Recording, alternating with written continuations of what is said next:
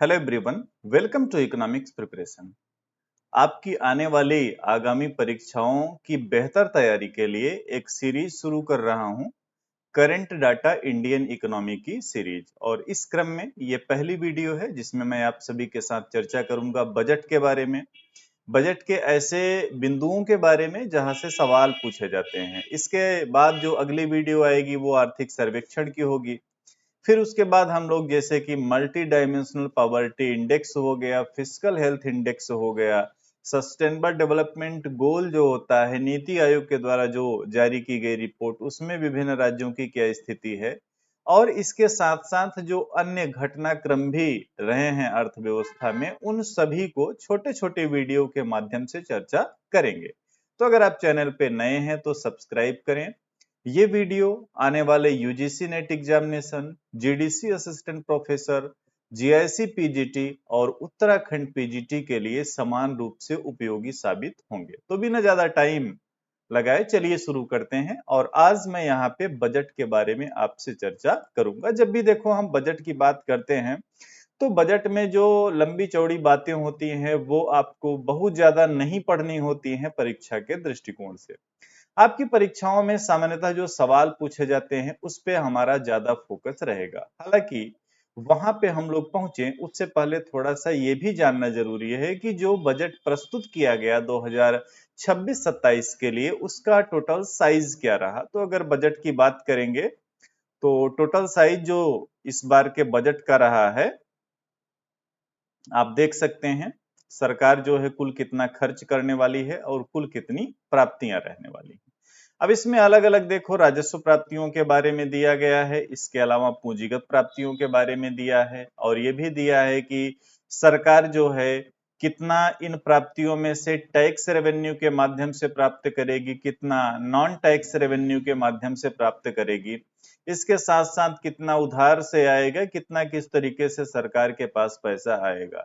लेकिन ये जो बड़े बड़े डाटा आप देख रहे हैं इनके परीक्षाओं में पूछे जाने की संभावना प्रायः ना के बराबर होती है। तो फिर मैंने आपको यह डाटा क्यों दिया? इसलिए दिया कि आप देख लें, समझ लें कि बजट का साइज क्या रहा। उसके बाद आगे की स्लाइड पे बात करते हैं, और अगली की स्लाइड जो है उसमें कुछ ऐसी चीजें हैं जो आपके लिए महत्वपूर्ण है। चार घाटे हैं जो कि बजट में हमेशा देखने को मिलते हैं। एक इसमें है राजस्व घाटा, दूसरा है प्रभावी राजस्व घाटा, फिर राजकोषीय घाटा और प्राथमिक घाटा। अब अगर इसमें ओवरऑल अमाउंट की बात करेंगे तो वो तो देखो याद रखना थोड़ा सा मुश्किल होता है, और परीक्षा में भी जो सवाल पूछे जाते हैं वो अमाउंट से या टोटल साइज से नहीं पूछे जाते। सवाल जो पूछे जाते हैं वो पूछे जाते हैं जीडीपी साइज के परसेंटेज से। जैसे कि आपसे सवाल पूछ ले कि बजट 2026-27 में भारतीय अर्थव्यवस्था में राजकोषीय घाटा को कितने प्रतिशत रखने का अनुमान लगाया गया है। तो राजकोषीय घाटे का जो टारगेट है वो 4.3% ऑफ टोटल जीडीपी है। ठीक है, अभी आगे इसकी विस्तार से आपके साथ चर्चा करेंगे। तो इस स्लाइड में भी यही सब चीजें हैं। अब हम लोग पहुंचते हैं वहां पे जहां से सबसे ज्यादा पॉसिबिलिटी होती है सवाल के पूछे जाने की, और ये है कि अगर सरकार के पास 1 रुपया आएगा तो वो कहां कहां से आएगा, किन किन रास्तों से आएगा। ये पढ़ना इसलिए जरूरी हो जाता है क्योंकि इसमें ईयर के हिसाब से कभी कभी परिवर्तन देखने को मिलता है। जैसे कि हम बात करें इस वित्तीय वर्ष में 2026-27 में, तो सरकार की जो प्राप्तियां होंगी, अब देखो यहाँ पे हम लोग बोरोइंग एंड अदर लाइबिलिटीज को साइड कर देते हैं क्योंकि एग्जाम में इसको नहीं रखते हैं। एग्जाम में आपको कंफ्यूज करने के लिए हमेशा वो कॉरपोरेशन टैक्स का ऑप्शन देंगे, इनकम टैक्स को देंगे और साथ में जीएसटी को देंगे। सवाल आपसे क्या पूछेगा कि सरकार की प्राप्तियों में विभिन्न करों में जो भी दिए गए रहेंगे कर, उनको आप क्रम से लगाइए कि सरकार की आमदनी कहां से कितनी होगी, है ना, उसको घटते क्रम में बढ़ते क्रम में, मतलब क्रोनोलॉजिकल सवाल पूछे जाते हैं। अब 2026-27 की बात करेंगे तो बारोइंग एंड अदर लाइबिलिटीज को हम किनारे रख करके तीनों टैक्स की बात करते हैं कि कॉरपोरेशन टैक्स, इनकम टैक्स और जीएसटी एंड अदर टैक्सेज जो हैं। सबसे ज्यादा जो सरकार की आमदनी होने वाली है वो इनकम टैक्स से होने वाली है। उसके बाद जो आमदनी होगी सरकार की वो होगी कॉरपोरेशन टैक्स से, और उसके बाद जो सरकार की आमदनी होगी वो होगी जीएसटी से, है ना। तो आप इसको शॉर्टकट में याद रख सकते हैं आईसीजी, है ना। 2026-27 के लिए आप क्या रखेंगे, क्या याद रखेंगे, आईसीजी। वहीं बात करेंगे पिछले वित्तीय वर्ष में क्या स्थिति थी, तो borrowing and other liabilities same position पे था 24%, है ना। इसके अलावा अगर हम बात करें कॉरपोरेशन टैक्स, इनकम टैक्स और जीएसटी की, तो यहाँ पे थोड़ा सा परिवर्तन था।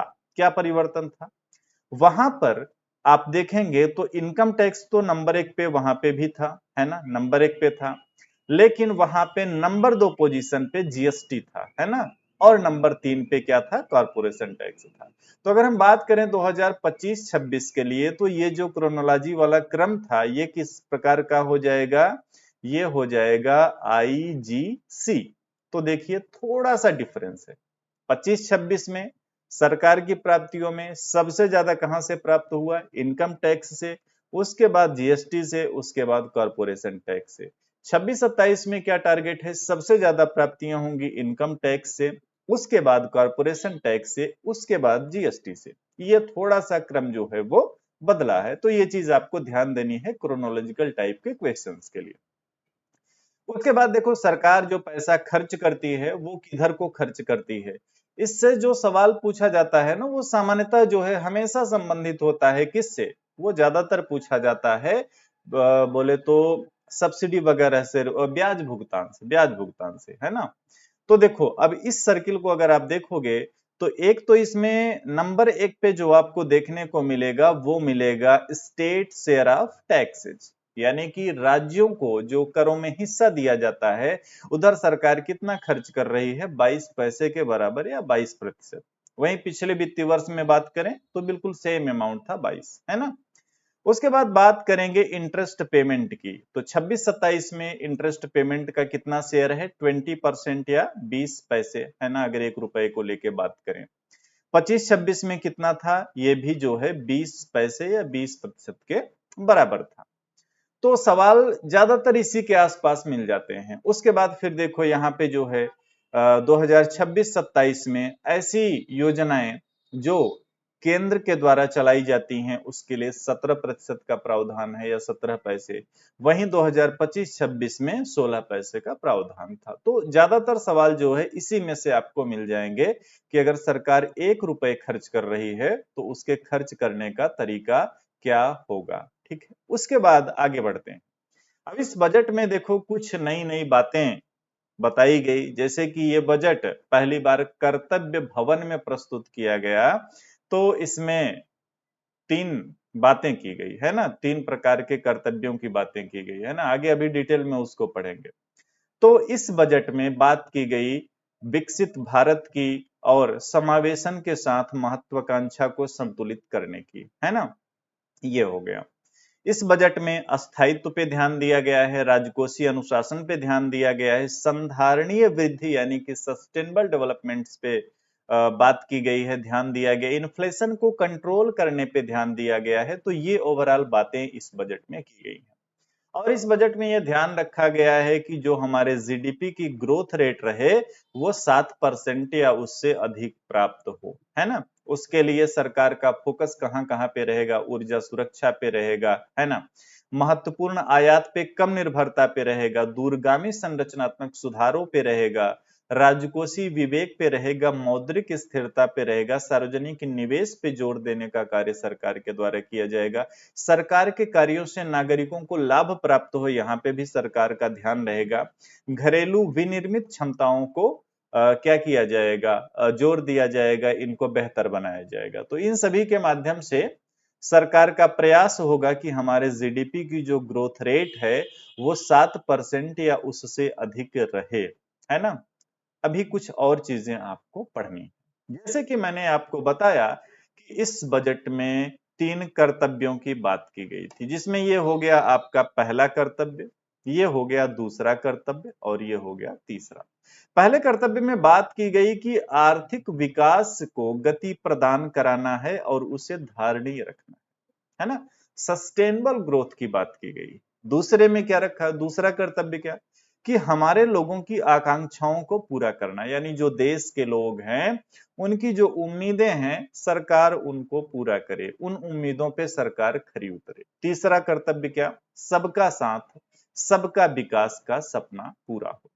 तो ये 3 कर्तव्य सरकार के द्वारा क्या निर्धारित किए गए इस बजट में। अब कितना क्या होगा वो तो भविष्य की बातें हैं, है ना, क्योंकि कागजों पे कुछ और होता है और वास्तविकता में कुछ और देखने को मिलता है। एमएसएमई पे सरकार का ध्यान जो है पिछले कई बजट से रह रहा है और इस बजट में भी एमएसएमई को चैंपियंस के रूप में विकसित करने में सहायक मानते हुए कुछ ध्यान दिए गए हैं, जैसे कि 10,000 करोड़ रुपए की समर्पित एमएसएमई विकास निधि बनाई जाएगी, है ना। कुछ और बातें हैं जैसे कि 2,000 करोड़ से आत्मनिर्भर भारत निधि का एक टॉपअप दिया जाएगा, है ना। तो ये चीजें हैं जो कि इकोनॉमी को बेहतर बनाने में मदद करेंगी। कुछ और कहानियां लिखी हुई हैं, लेकिन अगर आपको टाइम मिले तो नोट्स से पढ़ लेना, अदरवाइज कोई बात नहीं है।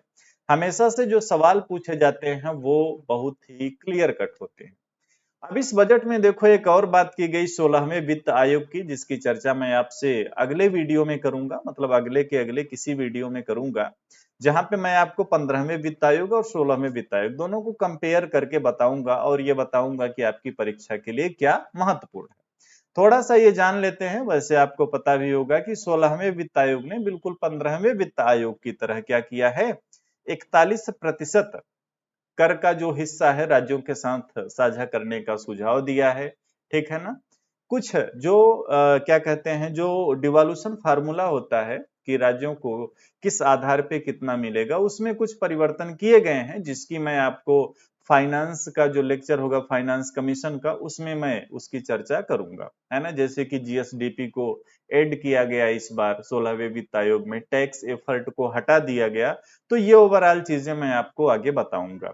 इस वित्त आयोग 16वें वित्त आयोग के लागू होने के साथ जो है अनुदान के रूप में वित्त वर्ष 2026-27 के लिए राज्यों को 1.4 लाख करोड़ का प्रावधान, यानी राज्यों को इतना पैसा देने का प्रावधान इस बजट में किया गया है ना। ये भी चीजें थोड़ा सा आप ध्यान रखना, ठीक है। उसके बाद राजकोषीय समेकन में वही सब बातें हैं कि फिस्कल डेफिसिट को कंट्रोल करना है, तमाम बातें।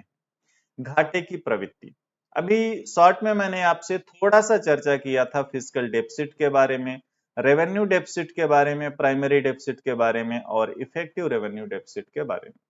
आप सभी जानते हैं जो राजकोषीय घाटा होता है वो किसी भी अर्थव्यवस्था के वित्तीय स्वास्थ्य का सूचक माना जाता है और प्रत्येक अर्थव्यवस्था हमेशा ये प्रयास करती है कि वो राजकोषीय घाटे को नियंत्रण में रखे। हमारे इंडिया में भी इसके लिए बहुत पहले से प्रयास जारी है। जब एफआरबीएम एक्ट 2003 बनाया गया, एफआरबीएम एक्ट 2003 बनाने के साथ ही ये लक्ष्य रखा गया कि हम फिस्कल डेफिसिट को, यानी कि राजकोषीय घाटे को 3% ऑफ टोटल जीडीपी पे लेकर के आए। और लगातार इस पे सरकार प्रयास करती रहती है, ध्यान देती रहती है, लेकिन कुछ ना कुछ इकोनॉमी में ऐसे उथल पुथल बीच बीच में आते रहते हैं कि हम अभी 3% तक नहीं पहुंच पाए हैं। हालांकि इस बजट में राजकोषीय घाटे को काफी कंट्रोल करने का एक अनुमान लगाया गया है और ऐसी उम्मीद है कि इस वित्तीय वर्ष में जो राजकोषीय घाटा है वो 4.3% ऑफ टोटल जीडीपी के स्तर पे रहेगा। वहीं राजस्व घाटे के लिए अनुमान लगाया गया है कि 1.5% ऑफ टोटल जीडीपी पे रहेगा। प्राइमरी डेफिसिट यानी कि प्राथमिक घाटा के लिए 0.7 का अनुमान लगाया गया है जीडीपी के हिसाब से परसेंटेज के रूप में। और प्रभावी राजस्व घाटा, है ना, प्रभावी राजस्व घाटा यानी कि इफेक्टिव रेवेन्यू डेफिसिट, ये 0.3% ऑफ टोटल जीडीपी। तो ये टारगेट है ना, ये टारगेट है किस लिए, 2026-27 के लिए। 2026-27 के लिए सरकार जो है इन घाटों को इन स्तर पे रखेगी, ऐसा इस बजट में अनुमान लगाया गया है। और आपके एग्जाम के दृष्टिकोण से ये काफी इंपॉर्टेंट हो जाता है। इसमें क्रोनोलॉजिकल सवाल भी बन जाता है या कभी कभी इंडिविजुअल किसी एक घाटा को देकर के आपसे सवाल पूछ लिया जाता है। अभी मैंने जैसे आपसे बात किया एफआरबीएम एक्ट के बारे में, है ना, एफआरबीएम एक्ट के बारे में, इस बजट में एफआरबीएम एक्ट के तहत जो भी टारगेट सेट किए जाते हैं, तो राजकोषीय घाटे को 4.3% ऑफ टोटल जीडीपी, राजस्व घाटे को 1.5% ऑफ टोटल जीडीपी, प्राथमिक घाटा 0.7% ऑफ टोटल जीडीपी, और सरकार का जो रेवेन्यू होता है उसमें कर राजस्व जो होगा, टैक्स रेवेन्यू, वो 11.2% of total GDP, non tax revenue 1.7% of total GDP, है ना। और केंद्र सरकार का ऋण जो है वो 55.6% ऑफ टोटल जीडीपी। तो ये ओवरऑल टारगेट सेट किया गया है इकोनॉमी के लिए, है ना। ये भी अगर आप चाहें तो याद रख सकते हैं, यहां से भी आपकी परीक्षाओं में भूले भटके सवाल पूछे जा सकते हैं, तो ये भी अगर आप याद रख पाए तो बेहतर होगा। 2-3 मिनट और लगेगा, उसके बाद आपका ये जो है कंप्लीट हो जाएगा बजट वाला मामला। देखो, कर्तव्यों की बात तो मैं आपसे पहले ही कर चुका कि ये बजट जो है पहली बार जो है कर्तव्य भवन में प्रस्तुत किया गया, 3 कर्तव्य वहां पे निर्धारित किए गए, है ना।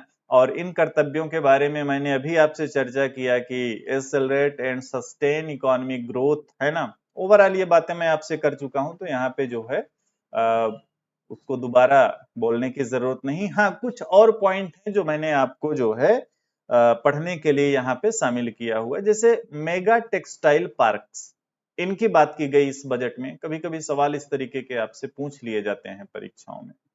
तो mega textile parks to be set up in challenge mode with focus on bringing value addition to technical textile, mega textile park. ये एक चीज यह ध्यान रखना। महात्मा गांधी ग्राम स्वराज, इस बजट में इसकी भी घोषणा की गई है। महात्मा गांधी ग्राम स्वराज किस लिए की गई है, जैसे कि खादी, हैंडलूम, हैंडीक्राफ्ट, इनको बेहतर बनाने के लिए महात्मा गांधी ग्राम स्वराज इनिशिएटिव जो है वो घोषित किया गया है इस बजट में। इस बजट में हमेशा से चर्चा में रहने वाले एक वाक्य ऑरेंज इकोनॉमी की भी बात की गई है। ऑरेंज इकोनॉमी के बारे में पहले भी आपको एक शॉर्ट के माध्यम से बता चुका हूं।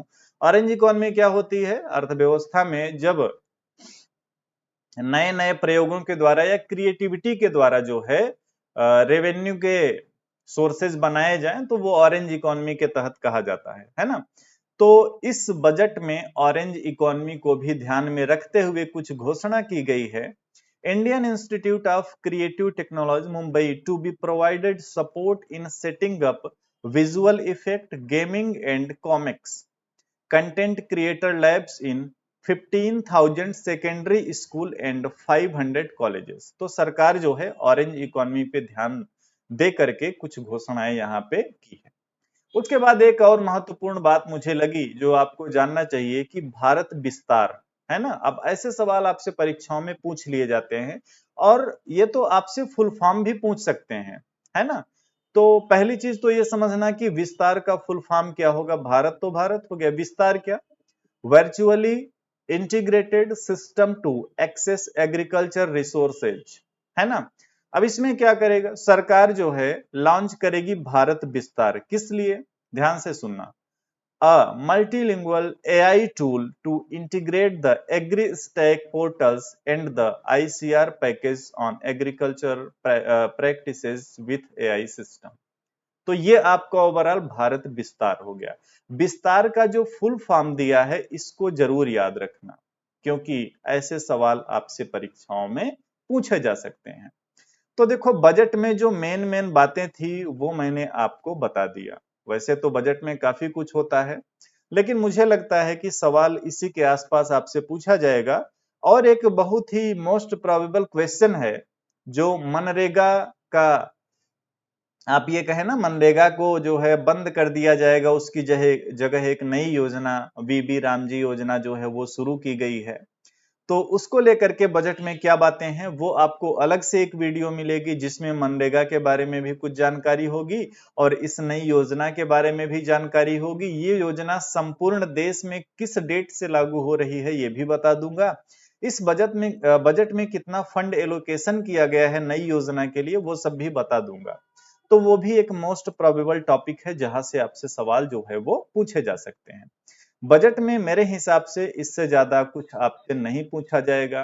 ज्यादातर सवाल आपको यहाँ से, एक तो देखो यहाँ से मिल जाएंगे, दूसरा घाटे से सवाल बन जाता है, तीसरा सवाल जो बन सकता है वो बन सकता है कि अगर रुपया सरकार खर्च कर रही है तो उसका क्रम क्या है, और सरकार के पास रुपया आ रहा है तो उसका क्रम क्या है। सबसे ज्यादा इंपॉर्टेंट तो ये है। यूजीसी नेट जैसी परीक्षाओं में बहुत बार इस तरीके के सवाल पूछे जाते हैं। ये ओवरऑल आपका बजट का लेक्चर हो गया। नेक्स्ट लेक्चर में हम इकोनॉमिक सर्वेक्षण के कुछ बिंदुओं पे बात करेंगे, और ये सीरीज चलती रहेगी, लगभग 14 से 15 वीडियो रहेंगे, जिसमें आपका complete current data Indian economy करा दिया जाएगा, जो आने वाली इन परीक्षाओं के लिए आपको उपयोगी साबित होगा। मिलेंगे आपसे नेक्स्ट वीडियो में। Thank you. Hello everyone, welcome to economics preparation.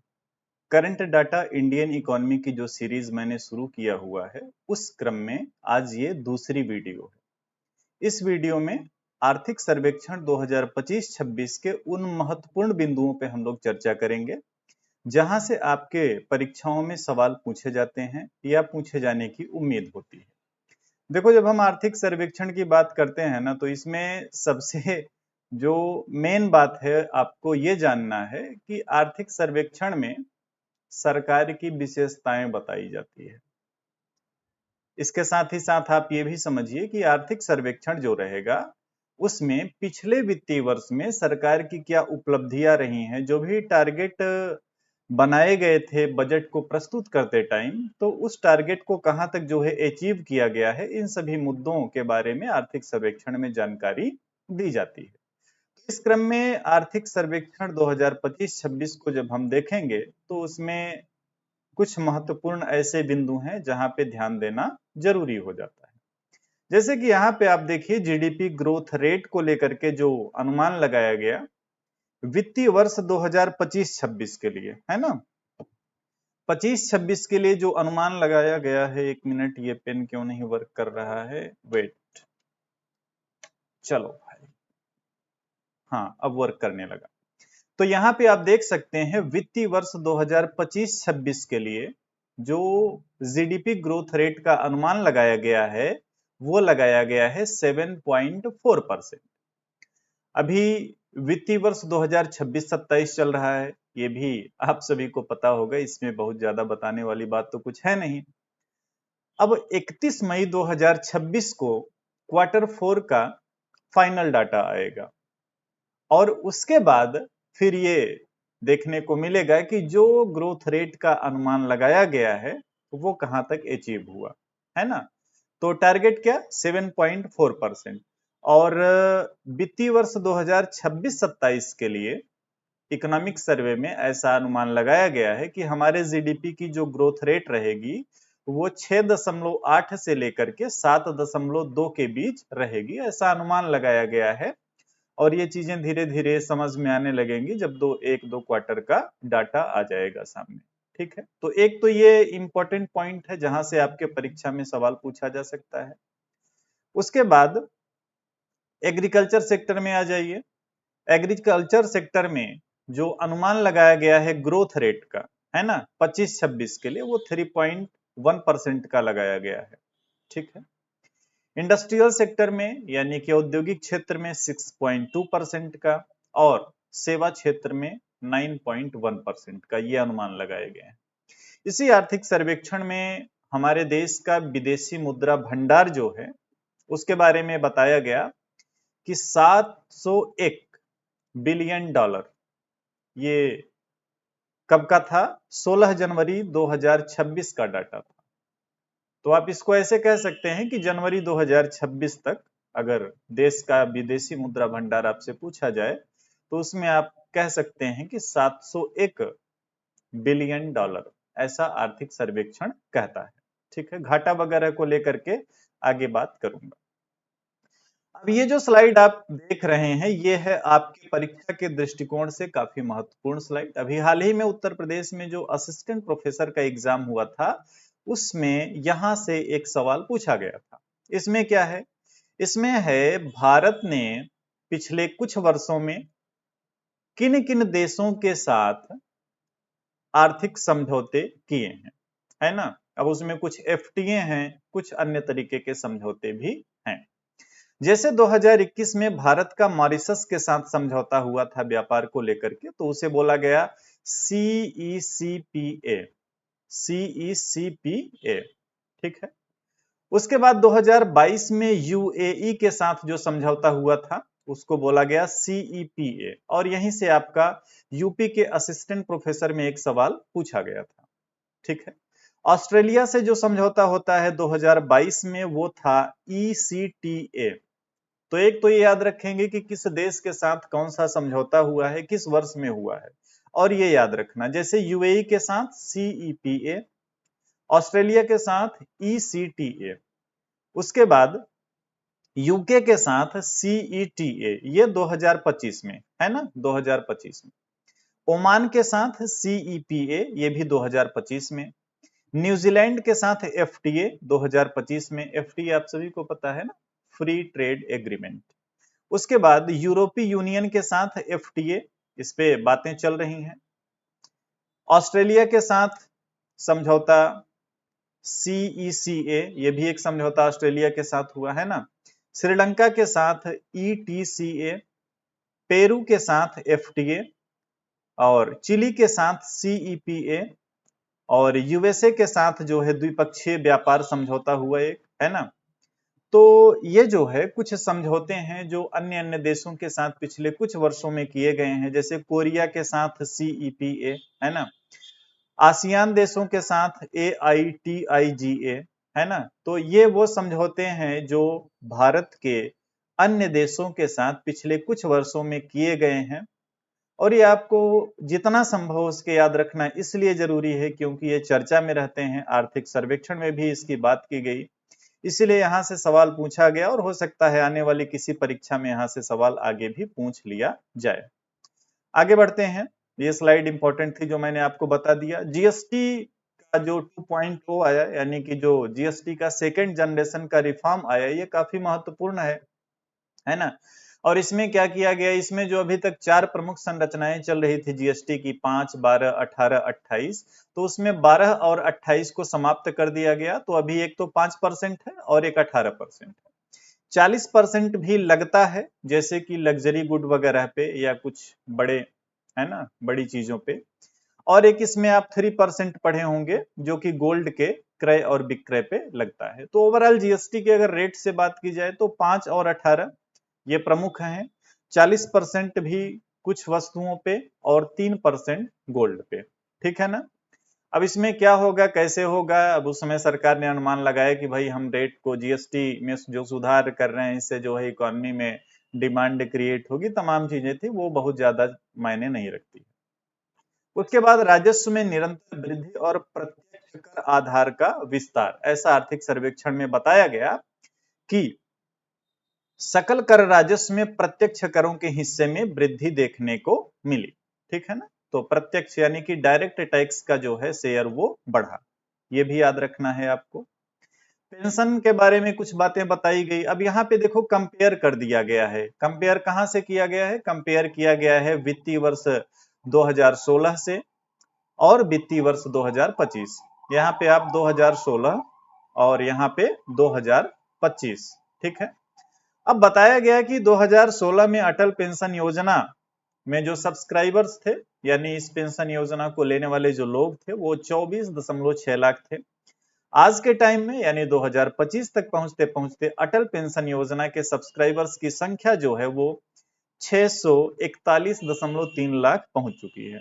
तो ये थोड़ा सा, राष्ट्रीय पेंशन योजना में उस टाइम 97 लाख सब्सक्राइबर थे, 97.5, अभी 198.6। तो अगर आप याद रख पाए तो थोड़ा सा इसको याद रखना। फॉरेक्स रिजर्व की चर्चा मैंने आपसे कर दिया कि इसमें अगर आपसे सवाल पूछता है तो जनवरी 2026 तक जो है ये 701 बिलियन डॉलर के स्तर तक पहुंच चुका था, ठीक है। तो एक चीज याद रखना। और करंट अकाउंट डेफिसिट काफी महत्वपूर्ण है। तो 2026 वित्तीय वर्ष 2026 का जो फर्स्ट हाफ है वहां तक ये 0.8% है ना, यहाँ पे था, तो ये हो गया। उसके बाद आगे बढ़ते हैं, राष्ट्रीय परमाणु ऊर्जा मिशन, है ना, केंद्रीय बजट 2025-26 में इसके लिए 20,000 करोड़ रुपए का आवंटन किया गया था। इसमें टारगेट क्या है, 2033 तक परिचालन यानी इसका शुरू हो जाएगा सारा सिस्टम। ऊर्जा सुरक्षा और स्वच्छ ऊर्जा पे इस पे ध्यान दिया जाएगा। किसके तहत? राष्ट्रीय परमाणु ऊर्जा मिशन के तहत। इसके माध्यम से 8780 मेगावाट ऊर्जा उत्पन्न की जाएगी और इसका टारगेट है 2047 तक 100 गीगावाट ऊर्जा को उत्पन्न करना। ये चीज हो गया। आगे बढ़ते हैं। ये दो चीजें याद रखना। स्कूली शिक्षा 2030 तक 100% जीईआर को प्राप्त करना है स्कूली शिक्षा में, यानी स्कूल एजुकेशन में। और हायर एजुकेशन में 2035 तक 50% जीईआर प्राप्त करना है। जीईआर बोले तो ग्रॉस इनरोलमेंट रेशियो, सकल नामांकन अनुपात। बस दो चीज जो मैंने हाईलाइट किया है इनको याद रखना। उसके बाद घाटे की प्रवृत्तियां हैं। अब इकोनॉमिक सर्वे में बताया गया है बजट 2025-26 में जो बजट का अनुमान था, ये चीजें वैसे मैंने आपको बजट में भी पढ़ाया था, तो मुझे लगता है यहाँ पे बहुत ज्यादा जो है चर्चा करने की जरूरत नहीं है। ठीक है ना? हाँ, ये एक महत्वपूर्ण पॉइंट है कि लगातार बढ़ रहा प्रत्यक्ष कर आधार आयकर रिटर्न वित्त वर्ष 2022 के 6.9 करोड़ से बढ़कर वित्त वर्ष 2025 में 9.2 करोड़ हो गया। तो अगर आप याद रख पाए तो रखें, या इसको ऐसे आप याद रख सकते हैं कि डायरेक्ट टैक्स जो है, प्रत्यक्ष कर जो है, इसका शेयर, इसका महत्व लगातार जो है बढ़ता जा रहा है। ठीक है ना? ओके।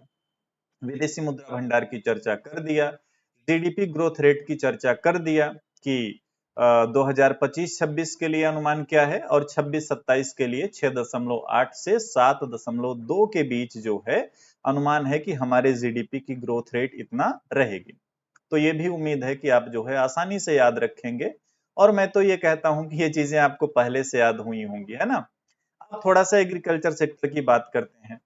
जैसे कृषि और इससे संबंधित क्षेत्र में औसत वार्षिक वृद्धि दर पिछले 5 वर्षों में स्थिर मूल्यों पे लगभग 4.4 दर्ज की गई है। ध्यान रखने वाली बात यह है कि यहाँ पे ये जो 4.4 है, ये पिछले 5 वर्षों का एवरेज है। इसको याद रखना आप, ठीक है ना? एक चीज याद रखना। उसके बाद फिर यहाँ पे आप क्या याद रखेंगे, एक यहाँ पे देख लेना, एक ई नाम योजना लॉन्च की गई थी ना, तो ई नाम योजना में 31 दिसंबर 2025 तक 1.79 करोड़ किसान, 2.72 करोड़ व्यापारी और 4,698 एफपीओ शामिल थे, जो 23 राज्यों और 4 केंद्र शासित प्रदेशों में मौजूद 1522 मंडियों को कवर करता है ना? तो एक चीज याद रखना। उसके बाद पीएम किसान के बारे में बताया गया कि 21 किस्तें जारी की जा चुकी हैं। मुझे लगता है ये तो नहीं पूछेगा एग्जाम में कि कितनी किस्तें जारी की गई। उसके बाद एक महत्वपूर्ण आप यहाँ पे देखना, ये 2024-25 के लिए जो खाद्यान्न उत्पादन का लक्ष्य दिया गया, तो वो है 357, मैं यहाँ पे लिख दे रहा हूं 357.7। ये किसमें है? ये मिलियन टन में है ना? ये किस वर्ष के लिए है? ये है 2024-25 के लिए कुल खाद्यान्न उत्पादन। ठीक है? अब इसमें चावल रहेगा, गेहूं रहेगा, मोटे अनाज और दाल, इन सबको शामिल किया गया है। तो एक ये चीज आप ध्यान रखना। मान लीजिए भूला भटका कहीं से आपसे सवाल पूछ ले, तो ताकि यहाँ पे आप गलतियां ना करें। खाद्यान्न उत्पादन का हो गया काम। उसके बाद औद्योगिक उत्पादन, है ना? औद्योगिक उत्पादन में 2024-25 के लिए बोला गया कि 4% का ग्रोथ रेट यहाँ पे देखा गया है औद्योगिक उत्पादन सूचकांक में। बेस ईयर इसका 2021-22 हुआ करता था। अभी नया बेस ईयर इसके लिए क्या है वो आप कमेंट करके वीडियो में बता देना, ठीक है ना? पूंजीगत व्यय की बात करेंगे जीडीपी के परसेंटेज के रूप में, तो 2024-25 के लिए इकोनॉमिक सर्वे में बताया गया 3.2% रहा है। तो ये हो गया, है ना? उसके बाद औद्योगिक क्षेत्र की तरफ छलांग। इकोनॉमिक सर्वे में बताया गया कि भारत ग्लोबल इनोवेशन इंडेक्स में 2019 में 66 यानी 66वें स्थान पे था। अभी 2025 में 38वें स्थान पे पहुंच गया है। तो एक कंपेयर किया गया है कि 2019 में जो रैंक था वो 66 था और 2025 में रैंक जो है वो 38 पहुंच गया है। 38, ठीक है? उसके बाद बताया गया कि भारत स्टील और सीमेंट का विश्व का दूसरा सबसे बड़ा, दूसरा, ठीक है ना? फार्मास्यूटिकल का तीसरा सबसे बड़ा उत्पादक है। तो ये फैक्ट है, अगर आप याद रख पाए तो इनको आप याद रखिएगा। उसके बाद एमएसएमई के बारे में कुछ बातें बताई गई, जैसे मैन्युफैक्चरिंग में 35.4%, निर्यात में 48.58% और जीडीपी में 31.1% की हिस्सेदारी रखता है एमएसएमई सेक्टर, है ना। उसके बाद एमएसएमई सेक्टर में जो है 35.82 करोड़ लोगों को रोजगार मिल रहा है। अगर आप याद रख पाए तो इसको भी याद रखना। सेवा क्षेत्र की वृद्धि दर की बात करेंगे तो इसमें बताया गया है 2025-26 के पहली छमाही में 9.3% का एवरेज और 25-26 के लिए जो अनुमान दिया गया है वो 9.1% का अनुमान दिया गया है। तो अगर आप इसको भी याद रख पाए तो रख सकते हैं। उसके बाद सेवा क्षेत्र के बारे में और विशेषताएं बताई गई कि 2005 में जो है क्या स्थिति थी, है ना। और इसमें बताया गया कि वैश्विक सेवा क्षेत्र व्यापार में भारत की हिस्सेदारी 2005 में 2% थी और 2024 में बढ़कर के 4.3% हो गई है। तो अगर आप याद रख पाए तो इसको भी याद रखना। मान लीजिए आपकी परीक्षा में यहाँ से सवाल पूछ लिया जाए तो आप सही करके आए। उसके बाद बहुत ज्यादा चीजें आपको इकोनॉमिक सर्वे में देखो नहीं पढ़नी। इकोनॉमिक सर्वे में देखो आमतौर पे क्या किया जाता है, इकोनॉमिक सर्वे में अर्थव्यवस्था की विशेषताओं के बारे में बताया जाता है कि पिछले वित्तीय वर्ष में इकोनॉमी का परफॉर्मेंस क्या रहा है। ठीक है, तो ये ओवरऑल कुछ महत्वपूर्ण पॉइंट्स थे जिन पे मैंने चर्चा किया है आपके साथ। ये नोट्स भी आपको मिल जाएगी टेलीग्राम ग्रुप में, तो एक बार आप नोट्स को भी पढ़ लेना। और इसके अलावा अगर आपको कुछ इसमें कहना है, कोई भी बात हो, कमेंट बॉक्स आप सभी के लिए ओपन है। अगला जो वीडियो होगा उसमें मैं आपसे चर्चा करूंगा मनरेगा योजना जो चल रही थी उसका नाम बदलना कहें या यूं कहें कि वो योजना ही खत्म कर दिया गया और उसके जगह वी जी राम जी नामक एक नई योजना आई है। तो वो क्या है, कैसे है, उसके लिए फंड एलोकेशन कितना है इस बजट में, वो सारी चीजों को मैं बताऊंगा। साथ ही साथ ये भी बताऊंगा कि नई वाली योजना जो है किस डेट से संपूर्ण देश में लागू हो जाएगी और वहां से मनरेगा का अस्तित्व जो है वो समाप्त हो जाएगा। तो मिलेंगे आपसे नेक्स्ट वीडियो में नेक्स्ट इंफॉर्मेशन के साथ। Thank you. आज की इस क्लास में मैं आप सभी के साथ चर्चा करने वाला हूं 16th फाइनेंस कमीशन के ऐसे पॉइंट्स जो आपके एग्जाम के हिसाब से महत्वपूर्ण है ना। जैसे देखो 16वें वित्त आयोग की रिपोर्ट आप देखोगे डाउनलोड करके तो वो बहुत ज्यादा है, लेकिन ऐसा नहीं है कि पूरी की पूरी रिपोर्ट आपको पढ़नी है, क्योंकि आपकी परीक्षा में जो है वो लिमिटेड चीजें ऐसी हैं जहां से सवाल बनते हैं। तो उन सभी पॉइंट्स पे मैं आपके साथ यहाँ पे डिस्कस करने वाला हूँ। जैसे देखो, अब ये तो सबको याद होगा कि 16वें वित्त आयोग के चेयरमैन कौन है। ये जब गठन हुआ था तभी आप सब लोगों ने पढ़ लिया था और आप सभी को पता है कि doctor Arvind Panagariya 16th finance commission के चेयरमैन जो है बनाए गए हैं। और ये भी कोई बताने वाली बात नहीं है कि वित्त आयोग का गठन भारत के राष्ट्रपति के द्वारा प्रत्येक 5 वर्ष पे किया जाता है, यानी 5 वर्ष का कार्यकाल होता है। ये भी आप सभी जानते ही होंगे। साथ ही साथ आपको ये भी पता होगा कि आर्टिकल 280 संविधान के अनुच्छेद 280 में वित्त आयोग के गठन की बातें की गई हैं। तो ये बहुत बेसिक चीजें हैं जो आप हो सकता है कि अपने ग्रेजुएशन या पोस्ट ग्रेजुएशन में पढ़े हों इन चीजों को। आज के इस वीडियो में मैं कुछ ऐसे फैक्ट्स आप सभी के साथ साझा करूंगा जो आपके एग्जाम के हिसाब से महत्वपूर्ण है ना। तो उन्हीं फैक्ट्स पे चलिए हम लोग बात करते हैं। अगर आप चैनल पे नए हैं तो चैनल को सब्सक्राइब कर सकते हैं इस तरीके की वीडियोज के लिए। अब जैसे देखो, ये तो आप सभी को पता है कि 16वें वित्त आयोग का गठन किया गया, उसकी रिपोर्ट आ गई और लागू भी हो गया।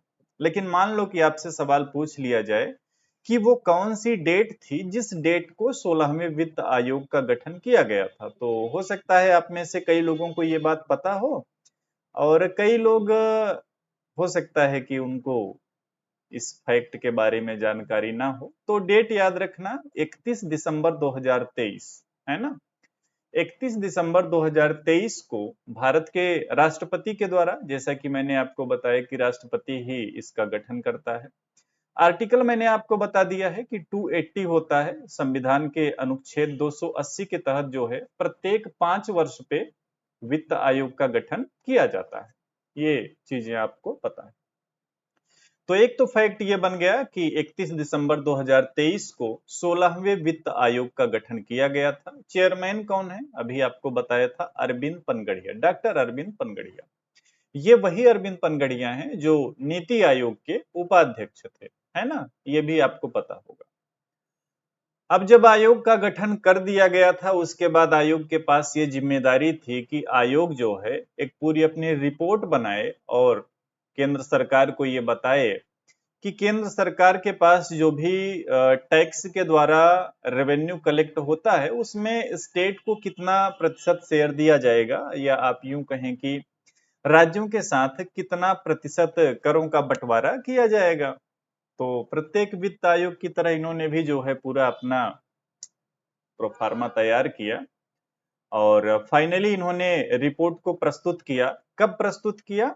17 नवंबर 2025 को। 17 नवंबर 2025 को इस आयोग ने अपनी सिफारिशों को प्रस्तुत किया। ठीक है ना? कार्यकाल भी कई बार परीक्षाओं में पूछ लिया जाता है कि इस वित्त आयोग का कार्यकाल कब से कब तक है। तो 1 अप्रैल 2026 से लेके 31 मार्च 2031 तक। ये क्या है भाई? ये कार्यकाल है आपके 16 फाइनेंस कमीशन का। ठीक है, चीजों को याद रखना। तो आयोग का गठन किया गया। आयोग ने अपनी रिपोर्ट प्रस्तुत कर दिया 17 नवंबर को, और रिपोर्ट प्रस्तुत करने के साथ जो इस वित्त आयोग यानी 16वें वित्त आयोग ने सुझाव दिया, वो यही दिया कि राज्यों के साथ जो करों का बंटवारा किया जाएगा वो 41% किया जाए, मतलब राज्यों को 41% हिस्सा दिया जाए। ठीक है ना? तो इस आयोग ने क्या बोला कि जो भी सरकार के पास रेवेन्यू कलेक्ट हो रहा है, उसमें राज्यों को जो है 41% दे दिया जाए। अब इस 41% में सभी राज्यों को उनके परफॉर्मेंस के हिसाब से जो है पैसा मिलेगा या फंड मिलेगा। बाकी कार्यकाल आपको अभी मैंने बताया कि कब से कब तक था, है ना? तो 41%। अच्छा, अगर बात करें आप जैसे 15th फाइनेंस कमीशन की, 15वें वित्त आयोग की, तो 15वें वित्त आयोग के बारे में भी अगर आपने पढ़ा होगा तो आपको ये क्लियर हो गया कि जब इसका गठन किया गया था तो ये 42% था, बट एक साल बाद फिर से जो है इसको रिवाइज्ड आप कह सकते हैं किया गया, और वहां पे फिर 41% जो है 15th फाइनेंस कमीशन के अनुसार 41% था। और अभी 16वें वित्त आयोग ने भी बोला कि 41% पे जो है रखते हैं, और इतना काफी है राज्यों के लिए। हालांकि राज्यों को तो ये कम ही लगेगा, लेकिन ऐसा सुझाव दिया इस समिति ने। ठीक है, तो एक तो ये फैक्ट हो गया। उसके बाद देखो, फिस्कल डेफिसिट किसी भी इकोनॉमी के लिए सरदर्द रहती है, और इंडियन इकोनॉमी में भी, है ना, ये प्रॉब्लम तो है ही। और इसीलिए सोचो एफआरबीएम एक्ट 2003 में ही बना दिया गया था। प्रयास ये था कि कैसे भी करके राजकोषीय घाटे को हम 3% ऑफ टोटल जीडीपी पे लेके आए। तो इस वित्त आयोग में भी थोड़ा सा चर्चा की गई कि जो फिस्कल डेफिसिट है वो केंद्र सरकार का क्या टारगेट होना चाहिए, कितने परसेंट पर लाना है, और राज्यों के लिए भी बोल दिया कि जीएसडीपी का कितना परसेंट कहाँ कब तक कैसे लाना है। तो इस वित्त आयोग में थोड़ा सा इसकी भी बात की गई। तो इस वित्त आयोग की रिपोर्ट में, यानी 16वें वित्त आयोग की रिपोर्ट में बोला गया कि 2030-31 तक जो केंद्र सरकार का राजकोषीय घाटा है यानी फिस्कल डेफिसिट है, ये जीडीपी के 3.5% तक लेके आना है। हालांकि हमारा जो मेन टारगेट है अकॉर्डिंग टू एफआरबीएम एक्ट, वो ये कहता है कि हम फिस्कल डेफिसिट को 3% ऑफ टोटल जीडीपी पे लेके आएंगे। लेकिन अभी फाइनेंस कमीशन में ये बोला गया कि वित्तीय वर्ष 2030-31 तक हम इसको 3.5% पे, वहीं राज्यों के लिए बोला गया कि जो राज्य हैं वो जीएसडीपी का 3% जो है फिस्कल डेफिसिट को लेके आए, मतलब वहां तक फिस्कल डेफिसिट राज्यों का होना चाहिए। तो एक तो ये भी फैक्ट बन जाता है आपकी परीक्षा के लिए कि केंद्र सरकार कब तक फिस्कल डेफिसिट को कितने परसेंट पे लेके आएगी और राज्यों के लिए क्या टारगेट है। ठीक है ना? अच्छा, grants for local bodies. Local bodies के लिए ग्रांट्स की बात हमेशा फाइनेंस कमीशन में की जाती है, और इस वित्त आयोग में भी, यानी इस वित्त आयोग की रिपोर्ट में भी स्थानीय निकायों के लिए फंड देने की बात कही गई, और लगभग 8 लाख करोड़ रुपए। एग्जैक्टली ये 8 लाख तो नहीं है, 7.9 समथिंग है, तो मैंने इसको लगभग बना दिया है कि अबाउट 8 लाख करोड़ रुपए जो है वो अनुदान सहायता की सिफारिश की गई है। अब इसमें 4.4 के अबाउट जो है ग्रामीण के लिए है, और 3.6 लाख करोड़ जो है वो शहरी स्थानीय निकायों के लिए है। ग्रामीण में जैसे ग्राम पंचायत वगैरह को जो ग्रांट मिलेगा, और शहरी में जैसे नगर पंचायत, नगर निगम, इन सबको जो भी मिलेगा, है ना। तो ये मोटा मोटा आप जानते रहो। अब ये जो फंड मिलेगा वो किस आधार पे मिलेगा, तो इसके लिए बोला कि 80% जो है, 80% तो भाई मिलेगा ही मिलेगा, वो मेन, ठीक है। लेकिन जो 20% है वो परफॉर्मेंस के बेस्ड पे मिलेगा। यानी किसी भी पंचायत को या नगर पंचायत को जो ग्रांट वगैरह मिलेगा तो 80% तो नियम के तरीके से मिलेगा, 20% उनके परफॉर्मेंस के अकॉर्डिंग मिलेगा। यानी अगर परफॉर्मेंस उनका अच्छा है तो उनको थोड़ा ज्यादा ग्रांट मिल सकता है, ऐसा इस वित्त आयोग की रिपोर्ट में बताया गया। तो थोड़ा सा आप ये भी जानते रहो। बाकी इस वित्त आयोग में बोला गया कि 15वें वित्त आयोग द्वारा जारी किए जाने वाले राजस्व घाटा अनुदान, क्षेत्रीय अनुदान और राज्य विशिष्ट अनुदान को पूरी तरीके से समाप्त कर दिया गया। तो एक ये भी इंपॉर्टेंट पॉइंट है कि आपसे एग्जाम में पूछ सकते हैं कि किसको समाप्त किया गया है ना, तो इसको याद रखना। उसके बाद थोड़ा सा देखो, इसमें बात की गई कि राज्यों को बिजली वितरण कंपनियों के निजीकरण और सब्सिडी को तर्कसंगत बनाने के लिए प्रोत्साहित किया गया, तो इसको भी थोड़ा सा याद रखना। कैग वाला भी थोड़ा सा जो भी है इसको भी पढ़ लेना, बहुत जरूरी नहीं है, क्योंकि सवाल जो पूछे जाते हैं, अभी देखो असली बात यहां से शुरू होती है। इस चीज को आप ध्यान से देखिएगा। जो फाइनेंस कमीशन हमारा बनाया जाता है, गठित किया जाता है, उसका सबसे महत्वपूर्ण कार्य ये होता है कि भाई राज्यों को कितना हिस्सा मिलने वाला है। और उसमें भी महत्वपूर्ण बात यह आ जाती है कि जैसे चलो फाइनेंस कमीशन की रिपोर्ट में बोला कि 41% मिलेगा। अब उसमें यह भी समस्या आ गई कि 41% मिलेगा, लेकिन किस राज्य को कितना मिलेगा उस 41 में। ऐसा तो है नहीं कि उस 41 में फिर सभी राज्यों को बराबर मिल जाए, क्योंकि भाई कुछ बड़े राज्य हैं उनको ज्यादा फंड चाहिए होगा, कुछ छोटे राज्य हैं उनको कम चाहिए होगा, कुछ विकसित राज्य बन चुके हैं ऑलमोस्ट, पूरी तरीके से नहीं, तो उनको हो सकता है कम फंड चाहिए। कुछ अभी अल्प विकसित हैं तो उनको जो है ज्यादा सुविधाएं चाहिए, ज्यादा उनको इंफ्रास्ट्रक्चर पे काम करना है तो उनको थोड़ा ज्यादा फंड चाहिए। तो इसके लिए बाकायदा एक फार्मूला तैयार किया जाता है जिसे बोलते हैं फार्मूला फॉर हॉरिजॉन्टल डिवोल्यूशन, है ना। तो इस वित्त आयोग में जो फार्मूला तैयार किया गया हॉरिजॉन्टल डिवोल्यूशन के लिए, ये काफी महत्वपूर्ण इसलिए हो जाता है क्योंकि इसमें कुछ चीजें नई आ गई, है ना। अच्छा, जैसे अगर आप इसको पढ़ना चाहते हैं तो इसको आप पढ़िएगा कंपेयर करके 15th फाइनेंस कमीशन से। तो ये मोस्ट इंपॉर्टेंट स्लाइड है। जब आप 15th फाइनेंस कमीशन को आपने पढ़ा था तो वहां पे आपने ये देखा था कि राज्यों को जो पैसा मिलेगा तो उनमें एक तो इनकम डिस्टेंस को ध्यान दिया जाता था, आय दूरी इसे बोलेंगे, ठीक है ना, आय दूरी। दूसरा ध्यान दिया जाता था पॉपुलेशन, यानी कि जनसंख्या जो है, और इसमें 2011 की जनगणना को आधार बनाया गया। तीसरा डेमोग्राफिक परफॉर्मेंस, यानी कि जनांकीय प्रदर्शन जो है। चौथा एरिया, यानी कि क्षेत्रफल। पांचवा फॉरेस्ट, यानी जो वन आवरण है उसको आप कह सकते हो। और फिर अगला था टैक्स एंड फिस्कल एफर्ट्स, ठीक है ना। तो ये आपका 15th फाइनेंस कमीशन का फार्मूला था, जिसके तहत जो है फंड एलोकेट किया जाता था, किसी भी राज्य को कितना फंड मिलेगा ये इसी फार्मूले से डिसाइड किया जाता था। इस फाइनेंस कमीशन में क्या हुआ, इस फाइनेंस कमीशन में एक तो ये जो आपका टैक्स एंड फिस्कल एफर्ट वाला था 2.5% जिसको वेटेज मिला था, इसको क्या किया गया, इसको समाप्त कर दिया गया, ठीक है। तो एक तो महत्वपूर्ण पॉइंट ये बन जाता है कि जब आप 16th फाइनेंस कमीशन में आप देखेंगे डिवोल्यूशन का फार्मूला, तो यहाँ पे टैक्स एंड फिस्कल एफर्ट को समाप्त कर दिया गया। यानी अब किस राज्य को कितना पैसा मिलेगा उसमें यह नहीं देखा जाएगा कि उसका टैक्स और फिस्कल एफर्ट कैसा है। एक पॉइंट हो गया। दूसरा मोस्ट इंपॉर्टेंट, इस फाइनेंस कमीशन में यानी 16th फाइनेंस कमीशन में एक नई चीज जोड़ी गई डिवोल्यूशन फार्मूले में, वो है कंट्रीब्यूशन टू जीडीपी, है ना। यानी जो भी राज्य हैं उनका क्या कंट्रीब्यूशन है जीडीपी में, तो ये भी इंपॉर्टेंट है। अब अगर बात करेंगे कि किसको कितना वेटेज मिला, तो 16th फाइनेंस कमीशन का आपको याद रखना है क्योंकि 15th का आपको याद होगा। तो जैसे 16वें वित्त आयोग में देखो सबसे ज्यादा इनकम डिस्टेंस को महत्व मिला है 42.5%, उसके बाद पॉपुलेशन को 17.5%, उसके बाद डेमोग्राफिक परफॉर्मेंस को 10%, एरिया को 10%, फॉरेस्ट को 10% और कंट्रीब्यूशन टू जीडीपी को 10%। ये आपको याद करना काफी आसान हो जाएगा। बस दो ही चीज आपको याद करनी है। एक तो ये याद करना है कि सबसे ज्यादा इनकम डिस्टेंस को कितना, 42.5, उसके बाद पॉपुलेशन को 17.5। ओके, ये दोनों मिला के हो गए 60। बाकी जो 40% बच रहा है वो डेमोग्राफिक परफॉर्मेंस, एरिया, फॉरेस्ट और कंट्रीब्यूशन टू जीडीपी। वहीं अगर आप 15th फाइनेंस कमीशन को देखेंगे तो उसमें थोड़ा ऊपर नीचे वाला मामला था।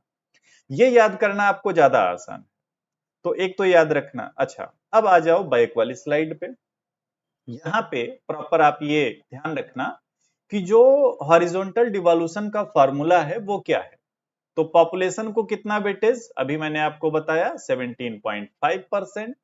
पर कैपिटा जीएसडीपी डिस्टेंस जो है, जिसको आप सिंपली जो है डिस्टेंस बोलते हो ना, देखो यहाँ पे इनकम डिस्टेंस, तो ये आपका 42.5%। बाकी जो चार चीजें बच रही हैं उनको 10 10 10 10 10% चारों को, चाहे वो डेमोग्राफिक परफॉर्मेंस हो, चाहे वो एरिया हो, चाहे वो फॉरेस्ट हो, चाहे वो कंट्रीब्यूशन टू जीडीपी हो। और ये जो कंट्रीब्यूशन टू जीडीपी है ये इंपॉर्टेंट इसलिए है क्योंकि इसको नया शामिल किया गया है इस वित्त आयोग में, यानी कि 16th फाइनेंस कमीशन की रिपोर्ट में। क्लियर हो गया? सवाल अक्सर इसी के आसपास आते हैं। साथ ही साथ मान लो कभी आपसे पूछ लिया कुछ बड़े राज्यों को कि कितना किसको जो है मिल रहा है, कितने परसेंट, तो कुछ चीजें आप याद रख सकते हो। जैसे उत्तर प्रदेश को 17.62%, उसके बाद बिहार को 9.95%, हरियाणा को 1.36%, तेलंगाना को 2.17%, कर्नाटका को 4.13%, आंध्र प्रदेश को 4.22%, तमिलनाडु को 4.09%, केरला को 2.38%। अब देखो सभी राज्यों का तो आप याद नहीं रख पाओगे, तो इसके लिए तरीका क्या है? तरीका ये है कि आप एक तो ये देख लो, जैसे कुछ मेजर स्टेट्स का मैंने बता दिया। दूसरा, आप जिस स्टेट से बिलोंग करते हो, जैसे आप उत्तराखंड से हो, मध्य प्रदेश से हो, बिहार से हो, राजस्थान से हो, तो आप ये जरूर गूगल करके नोट कर लेना अपनी नोट्स में कि आपके स्टेट को 16th फाइनेंस कमीशन में जो हॉरिजॉन्टल डिवोल्यूशन फार्मूला है उसके तहत कितना परसेंट फंड मिलेगा। अपने स्टेट का जरूर याद रखना, बाकी कुछ स्टेट्स का जो मैंने आपको बता दिया है इसको याद कर लेना। मुझे लगता है कि फाइनेंस कमीशन यानी कि 16th फाइनेंस कमीशन जो है, इससे कुछ ऐसे ही सवाल आपसे पूछे जाएंगे। बहुत ज्यादा इसमें डीप में जाने की जरूरत नहीं है। बाकी कहीं जैसे होता क्या है ना कि आप कोई भी चीज पढ़ो तो देखो अपनी उसकी नोट्स बनाओ, और नोट्स आपने बना लिया, उसके बाद मान लो कहीं ऐसा हुआ कि कोई नया सवाल आ गया किसी एग्जाम में आपके उस टॉपिक से रिलेटेड, तो आप ये करो कि अपने नोट्स में वो फैक्ट ऐड कर लो। तो इससे हमेशा आपकी नोट्स जो है वो इम्प्रूव होती रहती है और आने वाली परीक्षाओं के लिए आप बेहतर तरीके से तैयार रहते हैं। तो ध्यान रखना, अपने स्टेट का आप जो है नोट कर लेना कि कितना परसेंट मिलेगा। बाकी कुछ मेजर स्टेट्स का जो मैंने आपको बता दिया इसको याद कर लेना। सबसे महत्वपूर्ण जो है ये आपको होना चाहिए पता कि किसको कितना वेटेज मिल रहा है ना। और ये जो न्यू फार्मूला है हॉरिजॉन्टल डिवोल्यूशन का, ये आपको पता होना चाहिए। बाकी जो चीजें हैं वो बहुत सिंपल हैं और सबको पता होंगी कि कौन सा आर्टिकल है, कितना कार्यकाल होता है, कब तक ये आयोग लागू रहेगा, कितना परसेंट इन्होंने सुझाव दिया है ना। ये चीजें आपको पता होंगी, ऐसा मैं मान के चल रहा हूँ। तो मिलेंगे आपसे नेक्स्ट वीडियो में नेक्स्ट इंफॉर्मेशन के साथ। अगर आप चैनल पे नए हैं तो सब्सक्राइब करके जाना। कोई भी क्वेरी है कमेंट बॉक्स आप सभी के लिए ओपन। Thank you. जब आप इकोनॉमिक्स सब्जेक्ट की पढ़ाई करते हैं और प्रतियोगी परीक्षाओं को देते हैं तो इसमें खुद को अपडेट रखना बहुत आवश्यक होता है। अक्सर कोई न कोई ऐसी रिपोर्ट आएगी, कोई ऐसा इंडेक्स आएगा जिसमें नई जानकारियां होंगी, और अगर आप उन जानकारियों से अवगत नहीं रहते हैं तो आने वाली परीक्षाओं में कहीं ना कहीं आप और लोगों से पीछे हो सकते हैं। इसी क्रम में देखो, मई में यानी कि 20 मई 2026 को SRS बुलेटिन रिपोर्ट आती है 2026 वाली। ये जो रिपोर्ट है इसमें जो आंकड़े लिए गए, या आप यूं कह सकते हैं कि ये जो रिपोर्ट है ये बेस्ड है 2024 के आंकड़ों में। और आप सभी को ये भी पता होगा अगर आप इकोनॉमिक्स के स्टूडेंट हैं कि SRS बुलेटिन में जन्म दर, मृत्यु दर, शिशु मृत्यु दर और जनसंख्या की जो प्राकृतिक वृद्धि दर है, इन सभी के बारे में जानकारियां होती हैं। तो चलिए आज के इस लेक्चर को शुरू करते हैं। अगर आप चैनल पे नए हैं तो सब्सक्राइब कर सकते हैं इस तरीके के अपडेट्स के लिए। SRS बुलेटिन ये बिल्कुल लेटेस्ट है जो कि मई 2026 में आया है। और अगर मैं आपको डेट भी कहिए तो बता दूं, 20 मई को ये रिपोर्ट पब्लिश हुई है। ठीक है, क्या क्या इसमें शामिल रहेगा वो मैंने आपको बता ही दिया। जन्म दर, मृत्यु दर, शिशु मृत्यु दर और जनसंख्या की प्राकृतिक वृद्धि दर। तो ये जो लंबी चौड़ी बातें लिखी हुई है इंग्लिश में, ये आपके एग्जाम के लिए महत्वपूर्ण नहीं है। नोट्स आपको उपलब्ध करवा दूंगा, अगर आपका ज्यादा मन होगा तो पढ़ लीजिएगा, या गूगल कर देंगे तो भी आपको ये PDF जो है वो उपलब्ध हो जाएगी। तीन प्रमुख चीजें हैं जिनको आप याद रखना चाहें तो रख सकते हैं। हालांकि इस रिपोर्ट में अभी आपको बहुत कुछ याद करना पड़ेगा जो मैं बताऊंगा। तो एक तो ये कि हमारे देश में जो जन्म दर है ना, जन्म दर, जन्म दर कितनी है? जन्म दर है 18.3। वहीं अगर बात करेंगे मृत्यु दर की, तो मृत्यु दर कितनी? मृत्यु दर 6.4। ठीक है। और बात करेंगे शिशु मृत्यु दर की, शिशु मृत्यु दर, शिशु मृत्यु दर 24 है ना। लेकिन बात सिर्फ यहीं पे खत्म नहीं हो जाती है, और आपकी परीक्षा में इतना भी आसान सवाल नहीं पूछेगा कि आप ये तीन चीजें याद रखें और एग्जाम में बिल्कुल सही सही करके चले आए। जो यूजीसी नेट का पैटर्न है वहां पे क्वेश्चंस पूछे जाते हैं क्रोनोलॉजिकल, मतलब कि आपको वो 4-5 राज्यों का डाटा दे देंगे और कहेंगे चलो भाई इनको क्रम से लगाओ, या दिए रहेंगे डाटा, बोलेंगे इसमें बताओ कौन सा क्रम सही होगा। तो उसके लिए इस वीडियो को आपको ध्यान से देखना पड़ेगा। आप चाहें तो चीजों को अपने नोट्स में नोट भी कर सकते हैं। अब जैसे बर्थ रेट क्या होता है, कैसे ज्ञात किया जाता है, मैं ये मान के चलता हूं कि आप अगर इकोनॉमिक्स में पोस्ट ग्रेजुएट हैं तो ये चीजें जानते हैं। ठीक है, अब ध्यान से सुनना। इस रिपोर्ट में सबसे ज्यादा अगर बर्थ रेट की बात करेंगे तो वो रिकॉर्ड की गई है कहां पे? बिहार नामक राज्य में। ठीक है, बिहार में सर्वाधिक बर्थ रेट 26.8। वहीं सबसे कम की बात करेंगे तो अंडमान निकोबार द्वीप समूह, कितना? 9.9। लेकिन कहानी सिर्फ यहीं पे खत्म नहीं होगी। अब ये देखो, इसका एक इन्होंने फिगर भी दिया हुआ है। तो ये ओवरऑल जो है टोटल बर्थ रेट की बात करेंगे इंडिया में, ये जो आप डेटा देख रहे हो ये ओवरऑल इंडिया का है। ठीक है ना, इंडिया का, हमारे देश का। तो यहां पे देखोगे टोटल 18.3। वहीं अगर इसमें आप देखना चाहोगे कि ग्रामीण क्षेत्र में कितना है तो 20.2। वहीं शहरी क्षेत्रों की बात करोगे तो 14.7। इतना तक तो आसान है। ठीक है, आगे बढ़ते हैं। डेथ रेट यानी मृत्यु दर की बात करते हैं। मृत्यु दर जो सर्वाधिक रिकॉर्ड की गई वो रिकॉर्ड की गई छत्तीसगढ़ में, कितना? 8.4। 8.4। वहीं अगर बात करेंगे ओवरऑल इंडिया में तो पहले ही आपको बता दिया था शुरुआत में ही 6.4। और ध्यान रखना ये पूरा का पूरा डाटा बेस्ड है 2024 के लिए। अच्छा, सबसे कम मृत्यु दर कहां पे, किस राज्य में रिकॉर्ड होती है? ये चंडीगढ़ में रिकॉर्ड हुई, 3.9, 3.9। ओके। अब इसमें देखो ये भी दिया हुआ है कि 1971 में 14.9 था, अभी जो है 6.4 आ गया है। आगे देखोगे तो इन्होंने 2014 से कंपेयर करके दिखाया है कि वर्तमान में जैसे देखो 2024 के आंकड़ों में 6.4 है, 14 में 6.7 था। आप याद रखना चाहें तो रख सकते हैं, बाकी कोई इतना ज्यादा नहीं ध्यान। ठीक है, आगे बढ़ते हैं। शिशु मृत्यु दर की बात करते हैं। सर्वाधिक शिशु मृत्यु दर रिकॉर्ड हुई है छत्तीसगढ़ नामक राज्य में, 36। वहीं बात करेंगे सबसे कम मणिपुर नामक राज्य में, मात्र और मात्र 2।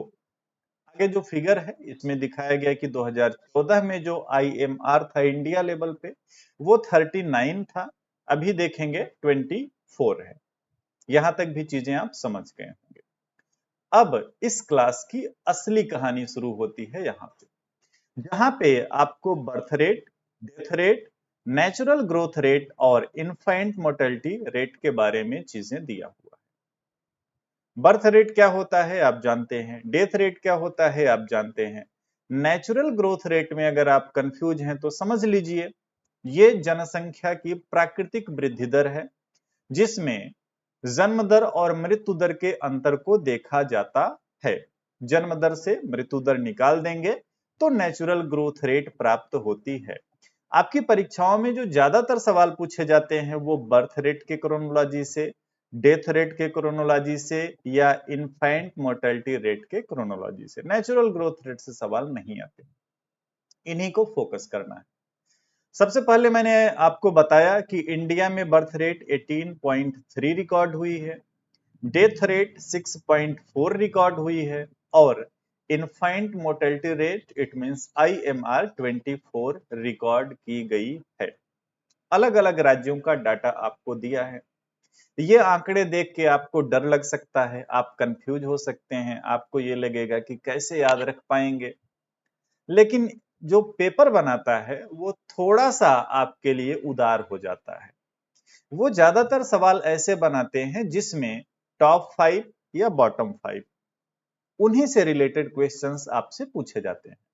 तो ये पूरी कहानी देखो, एक एक डाटा याद रखना संभव भी नहीं है, अगर आप कर पाए तो बेहतर है। एक यहाँ पे आप बात ध्यान देना, जैसे आप किस राज्य से हो, उदाहरण के लिए आप अगर उत्तराखंड राज्य से हो, आने वाले टाइम में उत्तराखंड PGT का एग्जाम होने वाला है, तो अपने राज्य का डाटा आप जरूर याद रखना।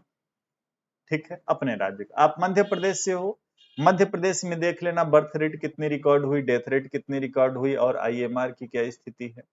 तो आप जिस भी राज्य से हो, आने वाले टाइम में अगर कोई एग्जाम है तो अपने राज्य का डाटा तो आप नोट कर लेना अपने नोट्स में। बाकी मैं आपका काम आसान कर दे रहा हूं। ये पूरी कहानी आप ना तो याद रख पाएंगे, ना किसी सामान्य व्यक्ति के लिए याद रखना संभव। करेंगे क्या, परीक्षा के दृष्टिकोण से ध्यान देंगे। तो ध्यान क्या देना है, सबसे पहले हम बात करेंगे जन्म दर की, बर्थ रेट की। टॉप 5 राज्य, सबसे ज्यादा बिहार में 26.8, उसके बाद उत्तर प्रदेश में 23.5, उसके बाद राजस्थान में 22.8, उसके बाद मध्य प्रदेश में 22.5, उसके बाद छत्तीसगढ़ में 22.2। ये टॉप 5 स्टेट हैं जहां पे सर्वाधिक जन्म दर रिकॉर्ड की गई। अब निचले राज्यों को देख लेते हैं कि भाई सबसे कम कहां पे रिकॉर्ड की गई है ना।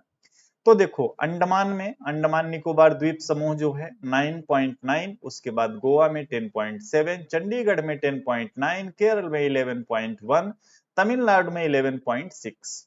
जन्म दर का काम तमाम। ज्यादातर सवाल ऐसे ही पूछे जाते हैं टॉप 5 या बॉटम 5 से, लेकिन मैंने आपको बोला कि आप जिस राज्य से हो उसका डाटा जरूर एक बार देख लेना, क्योंकि आपके स्टेट के एग्जाम में वहां से सवाल बन सकता है। ठीक है, आगे मृत्यु दर में देख लीजिए टॉप 5 स्टेट कौन कौन से हैं। टॉप 5, छत्तीसगढ़ 8.4, उड़ीसा 7.9, केरल जिसका नाम बदल के केरलम कर दिया गया है 7.3, पंजाब 7.1, कर्नाटक 7.0। टॉप 5 हो गए। सबसे कम कहां पे मृत्यु दर रिकॉर्ड की गई, चंडीगढ़ में 3.9, मणिपुर में 4.4, NCT-D मतलब राष्ट्रीय राजधानी क्षेत्र दिल्ली 4.5, सिक्किम 4.7 और नागालैंड 5.3। ये मृत्यु दर के आंकड़े हो गए, नागालैंड छुप गया, चलो मैं थोड़ा इधर हो जाता हूं। अब देख लो 5.3 नागालैंड हो गया। तीसरा जन्म दर हो गया, मृत्यु दर हो गया। तीसरा शिशु मृत्यु दर IMR, यहाँ पे क्या स्थिति है टॉप 5 की। सर्वाधिक शिशु मृत्यु दर छत्तीसगढ़ राज्य में, उसके बाद मध्य प्रदेश में, उसके बाद उत्तर प्रदेश में, उसके बाद मेघालय में, उसके बाद असम में। बॉटम 5 देख लीजिए, मणिपुर में सबसे कम मात्र 2, लद्दाख में मात्र 3, लक्षद्वीप में मात्र 3, चंडीगढ़ में मात्र 6, गोवा में 7, गोवा के साथ 2 और राज्य याद रखना, पौंडीचेरी और सिक्किम। पौंडीचेरी और सिक्किम तो गोवा, पौंडीचेरी और सिक्किम, इन तीनों ही राज्यों में मृत्यु दर कितनी है? मात्र और मात्र 7। मृत्यु दर का भी काम तमाम हो गया। ठीक है, तो ये ओवरऑल एसआरएस बुलेटिन 2026 था। इसमें जो भी महत्वपूर्ण बातें थी आपके एग्जाम के पर्पज से, वो मैंने आपको बता दिया। याद क्या क्या रखना है? एक तो आप इंडिया का याद रखेंगे, क्या स्थिति है। उसके बाद जो मैंने राज्यों का क्रोनोलॉजिकल बता दिया उसको याद रखेंगे। उसके बाद जैसे मैंने आपको बताया कि आप उत्तराखंड के रहने वाले हों, आप उत्तराखंड पीजीटी एग्जाम में शामिल होने वाले हों, तो अपने राज्य का डाटा याद रखना। आपके राज्य का डाटा क्या कहता है कि आपके यहाँ बर्थ रेट कितनी रिकॉर्ड हुई है? 16.7। आपके यहाँ डेथ रेट कितनी रिकॉर्ड हुई है? 6.0। आपके यहाँ इन्फेंट मोर्टेलिटी रेट 19। इसको याद रखने के साथ ये भी दिमाग में बैठा के रखना कि आपके स्टेट में जो बर्थ रेट है वो इंडिया के एवरेज से कम है या ज्यादा है। इंडिया में 18.3 है, उत्तराखंड में 16.7 है, यानी उत्तराखंड में कम है। इंडिया में डेथ रेट 6.4 है, उत्तराखंड में मात्र 6 है, ये भी इंडिया के एवरेज से अच्छा औसत। शिशु मृत्यु दर इंडिया में 24 रिकॉर्ड की गई है और उत्तराखंड में मात्र 19 है। तो इस तरीके से आप जिस भी राज्य के हों, अपने राज्य का डाटा आप जरूर याद रखना। आपके राज्य में जो परीक्षाएं होने वाली हैं वहां पे यहां से सवाल पूछा जा सकता है।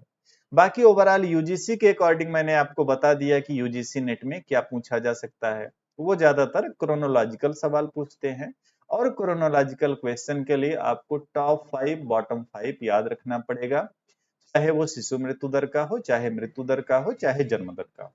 ठीक है, अभी एक दर और बचती है, एमएमआर, मातृत्व मृत्यु दर।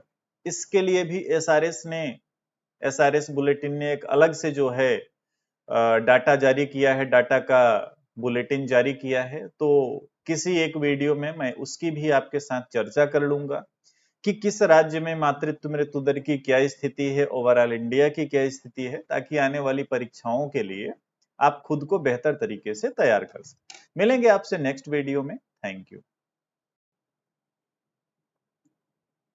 हमारे देश में जब से मनरेगा योजना आई, उसके बाद से लगातार परीक्षाओं में उससे संबंधित सवाल पूछे गए।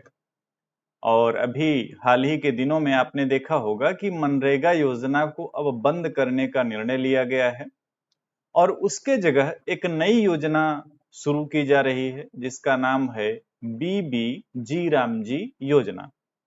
तो इस योजना से वो कौन कौन से सवाल बन सकते हैं जो आपकी परीक्षाओं में पूछे जाएंगे, इन्हीं से संबंधित ये वीडियो होने वाली है। अगर आप चैनल पे नए हैं तो चैनल को सब्सक्राइब कर सकते हैं इस तरीके की वीडियोस के लिए। तो चलिए शुरू करते हैं। सबसे पहले देखो, इस योजना के बारे में अगर बात करें तो इस योजना का जो फुल फॉर्म है, पहला तो प्रोबेबल क्वेश्चन यही है कि बीबी रामजी जो लिखा हुआ है इसका फुल फॉर्म क्या होगा, है ना। इसका फुल फॉर्म सबसे पहले आपको जानना पड़ेगा। तो ये जो है वीबी, इसका मतलब क्या हो जाएगा? इसका मतलब हो जाएगा विकसित भारत। ठीक है, जी का मतलब गारंटी, राम का मतलब रोजगार एंड आजीविका मिशन, और लास्ट वाला जो जी है वो ग्रामीण। तो वीबीजी रामजी का मतलब हुआ विकसित भारत गारंटी फॉर रोजगार एंड आजीविका मिशन। एक तो प्रोबेबल क्वेश्चन आपका यहां से बन जाता है। ठीक है, एक क्वेश्चन आपका इसके फुल फॉर्म से बन जाएगा। दूसरा सवाल बनेगा कि अगर पूछा जाए कि विकसित भारत जी रामजी योजना जो है ना, इससे संबंधित एक्ट कब आता है? तो इससे संबंधित एक्ट आता है दिसंबर 2025 में। ये कब आता है? इसका जो एक्ट आएगा वो दिसंबर 2025 में इसका एक्ट आया। और इस योजना के बारे में अब कुछ और बातें जान लेते हैं। जैसे कि इस योजना को प्रतिस्थापित किया जा रहा है मनरेगा की जगह। मनरेगा में अभी तक आपने देखा था कि 100 दिनों के रोजगार की गारंटी दी जाती थी। इस योजना में 100 दिन की बजाय 125 दिनों के रोजगार की गारंटी दी जा रही है। तो तीसरा प्रोबेबल क्वेश्चन आपका यहां से बन जाता है कि बीबीजी रामजी में कितने दिनों के रोजगार देने की बात की गई है? 125 दिनों के रोजगार देने की बात की गई है, ठीक है ना। इस योजना को शुरू करने का जो उद्देश्य है वो ये है कि क्योंकि आप सभी को पता है कि हमारे देश को 2047 तक विकसित बनना है, ऐसा टारगेट बनाया गया है। और जो भी नीतियां योजनाएं बनाई जा रही हैं वो इस बात को ध्यान में रख के बनाई जा रही हैं कि क्या वो 2047 तक हमारे देश को विकसित बनाने में अपना योगदान दे पाएंगी या नहीं दे पाएंगी। तो बीबी राम जी को भी जब बनाया गया या इसकी संकल्पना को जब तैयार किया जा रहा था तो इस बात को ध्यान में रखा गया कि इस योजना के माध्यम से विकसित भारत 2047 का जो उद्देश्य है, जो हमारा टारगेट है, उसको अचीव किया जा सके। इसको ध्यान रखेंगे, ठीक है ना। आगे बढ़ते हैं इस योजना में और समझते हैं कि और वो कौन कौन से पॉइंट हैं जो आपको ध्यान में रखना है। तो पहली चीज ये मैंने आपको बता दिया कि विकसित भारत के लक्ष्य में ये मदद करेगा, उसको अचीव करने में 125 दिन का रोजगार होगा, ठीक है।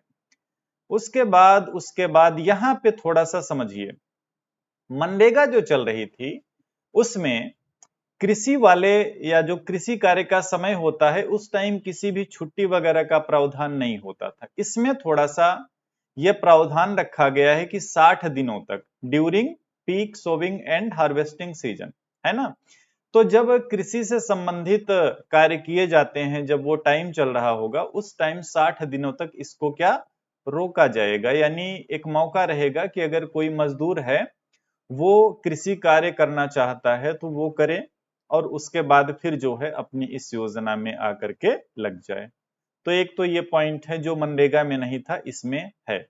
उसके बाद देखिए, जब इस बार का बजट पेश किया गया था 2026-27 का यूनियन बजट, जिसको आप सभी ने पढ़ा ही होगा, यूनियन बजट में इस स्कीम के लिए, वीबी जी राम जी स्कीम के लिए 95,692.31 करोड़ रुपए क्या फंड एलोकेशन किया गया है। ये इंपॉर्टेंट है आपकी परीक्षा के लिए।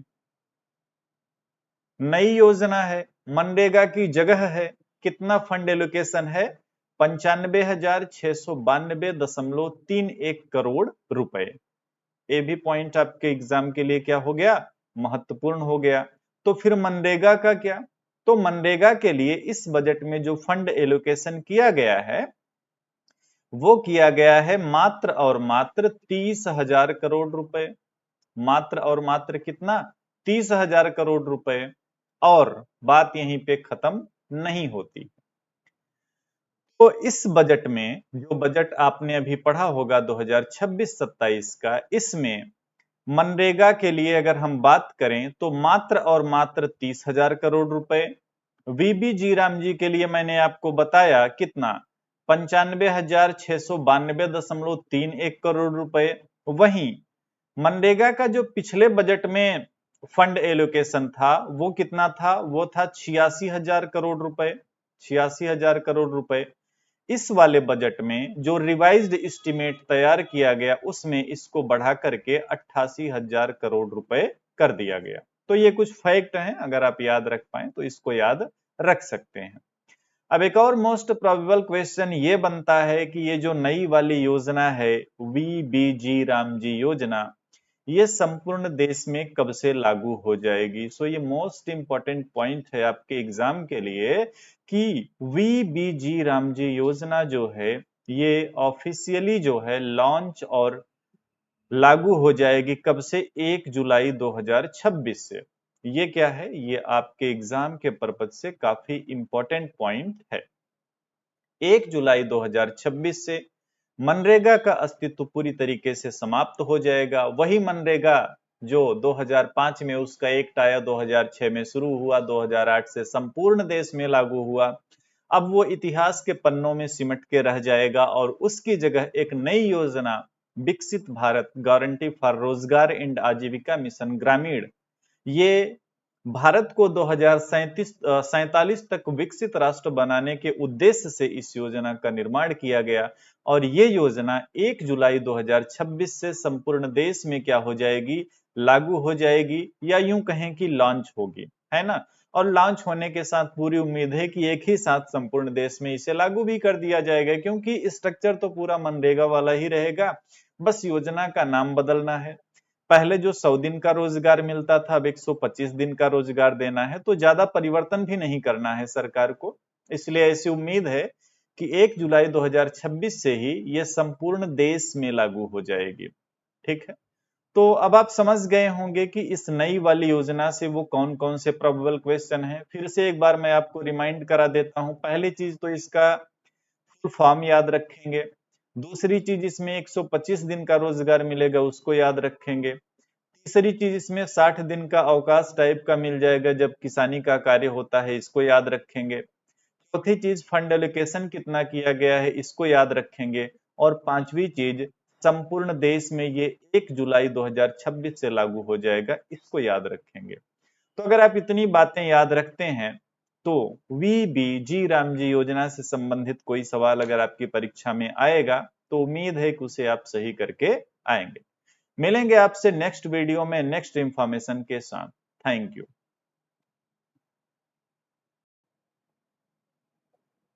औद्योगिक उत्पादन सूचकांक आईआईपी, अगर आप यूजीसी नेट की तैयारी कर रहे हो तो भी आपको यह टॉपिक पढ़ना चाहिए।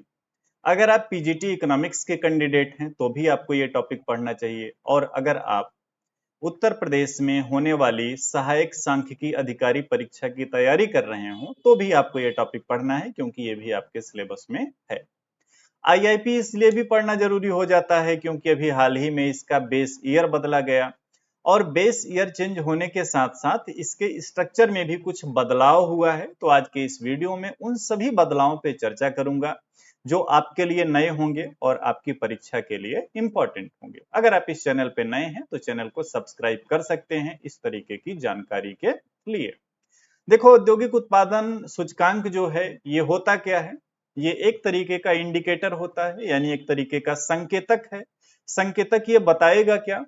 ये संकेतक बताएगा कि भारत में औद्योगिक क्षेत्र जो है, औद्योगिक क्षेत्र में जो उत्पादन हो रहे हैं, तो इन उत्पादनों में जो परिवर्तन हो रहा है उसके बारे में ये बताएगा। तो आप इस तरीके से इसको समझ सकते हैं कि जो आईआईपी है, औद्योगिक उत्पादन सूचकांक है, ये बताएगा देश की समग्र आर्थिक वृद्धि के बारे में।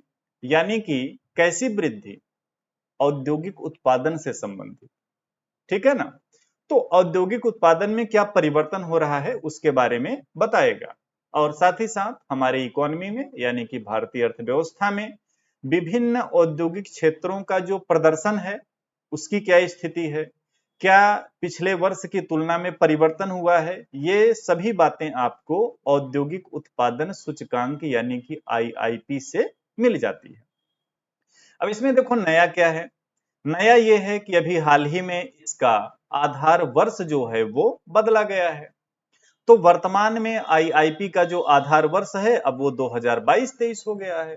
और अगर आप करंट डाटा से अपडेट रहते होंगे तो आपने देखा होगा अभी हाल ही में इसकी रिपोर्ट आई है, और वो रिपोर्ट जो है वो किस पे बेस्ड है? वो रिपोर्ट बेस्ड है 2022-23 के आधार वर्ष पे, यानी बेस ईयर यहाँ पे क्या लिया गया है? 2022-23। अगर सवाल आपसे ये पूछा जाए कि आईआईपी जो है वो कौन तैयार करेगा, कौन जारी करेगा, क्या है, कैसे है, तो आईआईपी जो है एनएसओ है ना, एनएसओ के द्वारा तैयार किया जाएगा, जारी किया जाएगा। और कई बार आप ये पढ़े ही होंगे कि जो एनएसओ है यानी कि राष्ट्रीय सांख्यिकी कार्यालय है, ये मॉस्पी के अंडर काम करता है। ये बेसिक बातें हैं जो आप सभी को पता होंगी। अब देखो, अभी जो नया वाला डाटा आया, यानी आईआईपी की जो अभी हाल ही में रिपोर्ट आई है, उसमें कई परिवर्तन किए गए हैं, और वो परिवर्तन आपकी परीक्षा के लिए महत्वपूर्ण है। जैसे एक परिवर्तन ये किया गया कि इसमें देखो कुछ आइटम्स होते हैं, आइटम ग्रुप्स होते हैं। अगर आपने आईआईपी को थोड़ा डिटेल में पढ़ा होगा तो जब आईआईपी बेस ईयर 2011-12 पे जारी किया जाता था तो इसमें देखो कितने आइटम्स शामिल किए जाते थे। इसमें 3 आइटम्स थे, एक तो माइनिंग वाला हो गया, मैन्युफैक्चरिंग वाला हो गया, और इलेक्ट्रिसिटी वाला हो गया। इस बार कुछ नया हुआ है ना। अच्छा, जब ये 3 सेक्टर के लिए आईआईपी तैयार किया जाता था पहले, जब बेस ईयर 2011-12 था, तो इसमें जो आइटम ग्रुप्स थे उसमें कुल मिलाकर के 407 आइटम्स थे। कितने आइटम्स थे? 407। अब जो आंकड़े आए हैं वो आए हैं नए वाले बेस ईयर पे, यानी कि 2022-23 के बेस ईयर में, और यहीं पे आपको बदलाव देखने को मिलेगा। जो 2022-23 के बेस ईयर पे नए आंकड़े आए उसमें आप देखेंगे कि एक तो जो सेक्टर 3 हुआ करते थे, 3 सेक्टरों के बीच में जो आइटम्स का ग्रुप हुआ करता था, आइटम ग्रुप्स होते थे, अब वो 4 सेक्टर हो गए। तो चौथा सेक्टर कौन सा है जो आपको समझना है? चौथा सेक्टर है water supply, sewerage and waste management. ये नया है ना? ये नया है और ये इंपॉर्टेंट भी है, क्योंकि जो नया है वहीं से सवाल बनते हैं। तो नए बेस ईयर में एक नई चीज आ गई।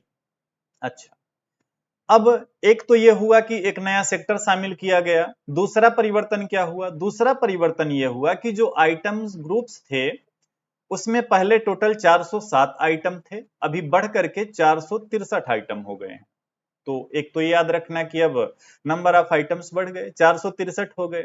अच्छा, और कंपेयर कर लो, वेटेज की बात करोगे, वेटेज में भी परिवर्तन हुआ है। जैसे कि हम बात करें, पहले जो 2011-12 के बेस ईयर पे आंकड़े आते थे, वहां पे आप देखो मैन्युफैक्चरिंग सेक्टर को जो वेटेज मिलता था वो 77.633 मिलता था। इसको थोड़ा सा कम कर दिया गया, 76.062 हो गया। माइनिंग वाले का भी वेटेज कम किया गया है, पहले 14.37 था, अभी 11.05 पे आ गया है। इलेक्ट्रिसिटी का जो वेटेज था उसको बढ़ाया गया है। ये एक एक बात याद रखना, इलेक्ट्रिसिटी एंड गैस सप्लाई का वेटेज बढ़ाया गया है। पहले 7.995 था, अभी बढ़ा करके 10.865 हो गया है। और एक जो नया सेक्टर ऐड किया गया है water supply, sewerage, waste management, इसको वेटेज कितना मिला है? 2.02%। ठीक है ना? ये हो गया। और क्या याद रखना है? पहले माइनिंग वाले सेक्टर में सिर्फ एक आइटम शामिल था, अभी उसमें 3 हो गए हैं। मैन्युफैक्चरिंग में 405 थे, अभी बढ़ के 455 हो गए हैं। इलेक्ट्रिसिटी एंड गैस सप्लाई पहले एक था, अभी 3 हो गए हैं। और जो नया वाला ऐड किया गया है वाटर सप्लाई वाला, इसमें कुल 2 हैं। तो टोटल जो आइटम ग्रुप्स हैं वो कितने हो गए? 463। जितनी चीजें मैंने आपसे यहाँ पे चर्चा किया, अंडरलाइन किया, हाईलाइट किया, ये सब कुछ आपकी परीक्षा के लिए क्या है? महत्वपूर्ण है। खास तौर से यूजीसी नेट की परीक्षा में ऐसे ही सवाल बनते हैं जो नए तरीके के होते हैं। इसको याद रखना, ठीक है ना? क्लियर? ओके।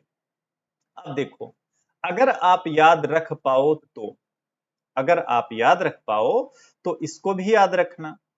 आईआईपी का जो आपका डाटा आता है उसमें primary goods, capital goods, intermediate goods, infrastructure goods, consumer durable goods, consumer non durable goods, इतने तरीके का क्लासिफिकेशन होता है। अब यहाँ पे जानते हो आपको क्या याद रखना पड़ेगा? यहाँ पे आपको याद रखना है कि प्राइमरी गुड्स को जो 2011-12 के बेस ईयर पे वेटेज मिलता था वो मिलता था 34.04। ठीक है, अभी ये कम करके 31.13 हो गया है। तो एक तो इसको याद रखना। ऐसे ही अगर आप याद रख पाओ, कैपिटल गुड्स को देख लेना, पहले थोड़ा ज्यादा था, अब थोड़ा कम हो गया है।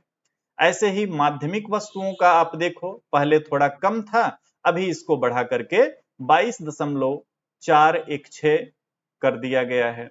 ऐसे ही इंफ्रास्ट्रक्चर वाली वस्तुओं का आप देख लेना, कंज्यूमर ड्यूरेबल गुड्स का देख लेना, कंज्यूमर नॉन ड्यूरेबल गुड्स का देख लेना।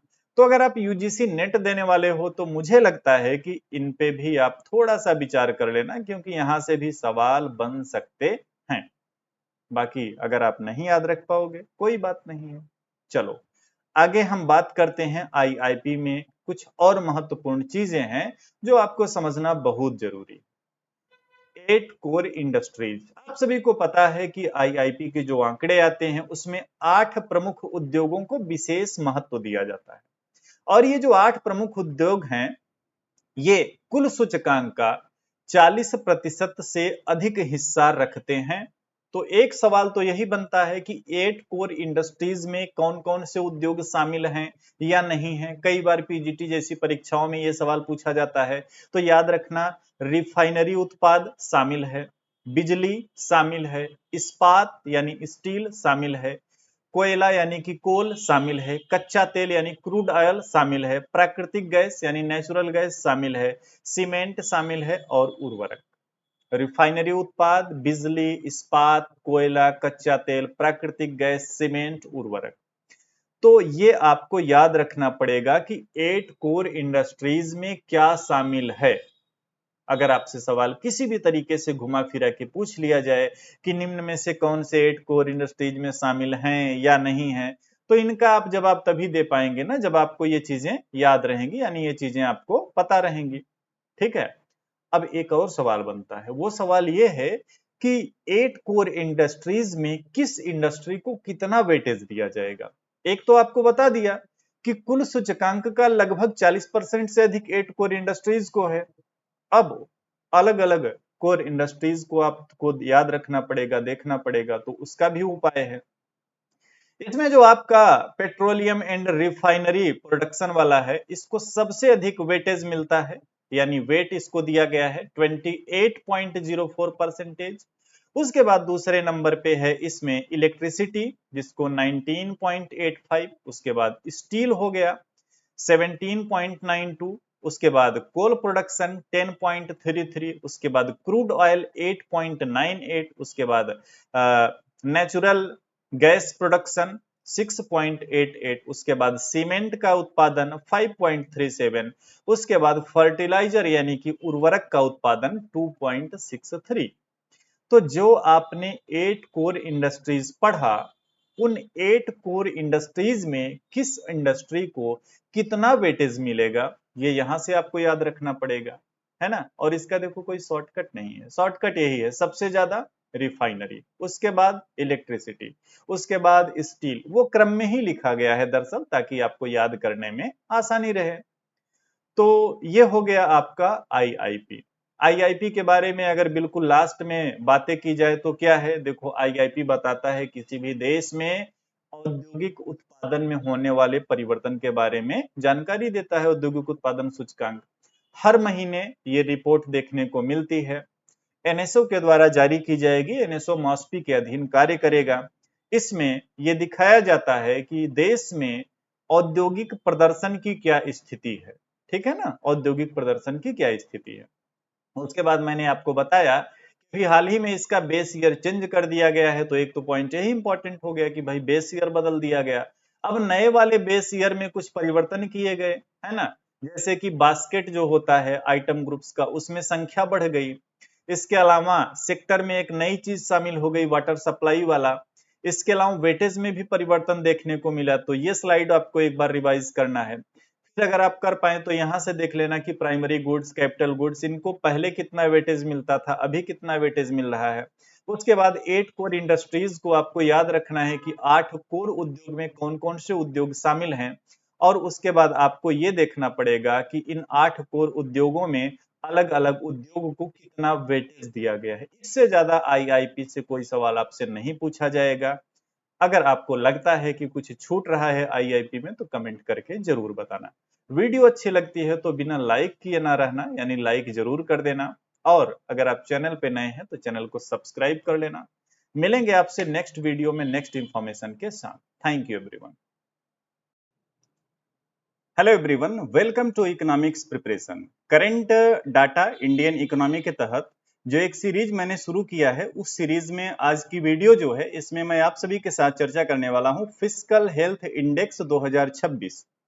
ये इंडेक्स जारी किया गया है नीति आयोग के द्वारा, और आप में से जो लोग इसके बारे में पहले से पढ़े होंगे उनको ये पता होगा कि इस इंडेक्स में नीति आयोग ये बताता है कि भारत देश के विभिन्न राज्यों की वित्तीय स्थिति कैसी है, या आप ये कह सकते हैं कि विभिन्न राज्यों का वित्तीय स्वास्थ्य कैसा है। अगर आप इस चैनल पे नए हैं तो सब्सक्राइब कर सकते हैं।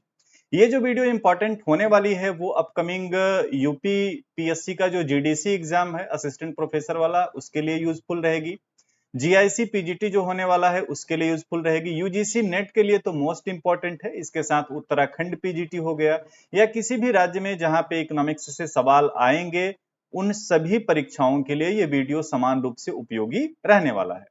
तो चलिए देखते हैं कि इस इंडेक्स में, यानी कि 2026 वाले इंडेक्स में क्या क्या नया है ना। और आपको ये भी बता दूं कि ये जो इंडेक्स है, ये जो इसमें डाटा लिए गए हैं वो बेस्ड है ईयर 2023-24 पे, है ना। तो 2023-24 के आंकड़ों के आधार पे इस इंडेक्स को तैयार किया गया है। और पहले अगर आपने देखा होगा, मैंने पहले भी इस टॉपिक पे वीडियो बनाई हुई है, तो वहां पे ही मैंने आपको बताया था कि इस इंडेक्स को तैयार करने में कुल 5 सूचकों का प्रयोग किया जाता है, जिसमें पहला है क्वालिटी ऑफ एक्सपेंडिचर, दूसरा है रेवेन्यू मोबिलाइजेशन, तीसरा है फिस्कल प्रूडेंस, और चौथा है डेब्ट इंडेक्स, और पांचवा है डेब्ट सस्टेनेबिलिटी। तो इन 5 इंडेक्स के आधार पे, इन 5 सूचकों के आधार पे ये जो है इंडेक्स तैयार किया जाता है। और आपके एग्जाम में एक सवाल यहां से भी बन सकता है कि फिस्कल हेल्थ इंडेक्स बनाने में किसका किसका प्रयोग होता है, किसका प्रयोग नहीं होता है। तो अगर आप इस चीज को याद रखेंगे तो आप एग्जाम में सही जवाब दे करके आएंगे। आगे बढ़ते हैं और देखते हैं कि और वो कौन सी बातें हैं जो आपको याद रखनी है। तो देखो, सबसे इंपॉर्टेंट आपको याद रखना है फिस्कल रैंकिंग क्या है राज्यों के मध्य। और ध्यान रखना, ये जो रिपोर्ट है ये है 2026 की, बिल्कुल लेटेस्ट है ना। इसके लिए जो आंकड़े लिए गए हैं वो बेस्ड हैं 2023-24 पे, है ना। और यहाँ पे देखेंगे तो जो पहला स्थान प्राप्त हुआ है राज्यों में इस इंडेक्स में, वो उड़ीसा को प्राप्त हुआ है, दूसरे स्थान पे गोवा है, तीसरे स्थान पे झारखंड है, चौथे स्थान पे गुजरात है, और पांचवें स्थान पे महाराष्ट्र है। तो आपकी परीक्षा के लिए एक तो ये सबसे महत्वपूर्ण हो जाता है कि प्रथम स्थान पे कौन सा राज्य है। प्रथम स्थान पे हो गया आपका उड़ीसा राज्य, ठीक है, ये पहले पे हो गया। दूसरे पे कौन सा राज्य है, दूसरे पे गोवा राज्य है ना। गोवा राज्य सेकंड रैंक पे है, यानी आप ये कह सकते हो कि गोवा की वित्तीय स्थिति ठीक ठाक है।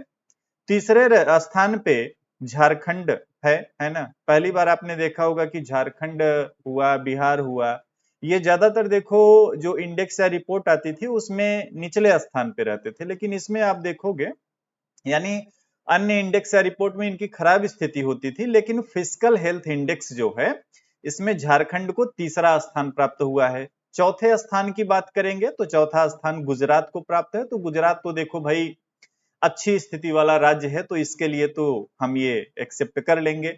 महाराष्ट्र की बात करेंगे, महाराष्ट्र को इस रिपोर्ट में जो है पांचवा स्थान प्राप्त हुआ है। तो एक तो आपको यही याद रखना है, आपके एग्जाम के पॉइंट ऑफ व्यू से ये सबसे ज्यादा महत्वपूर्ण हो जाता है कि आप ये याद रखें कि क्या स्थिति है विभिन्न राज्यों की। ध्यान से सुनेंगे, पहले स्थान पे यहाँ पे उड़ीसा, दूसरे स्थान पे गोवा, तीसरे स्थान पे झारखंड, चौथे स्थान पे गुजरात, और पांचवें स्थान पे महाराष्ट्र, ठीक है ना।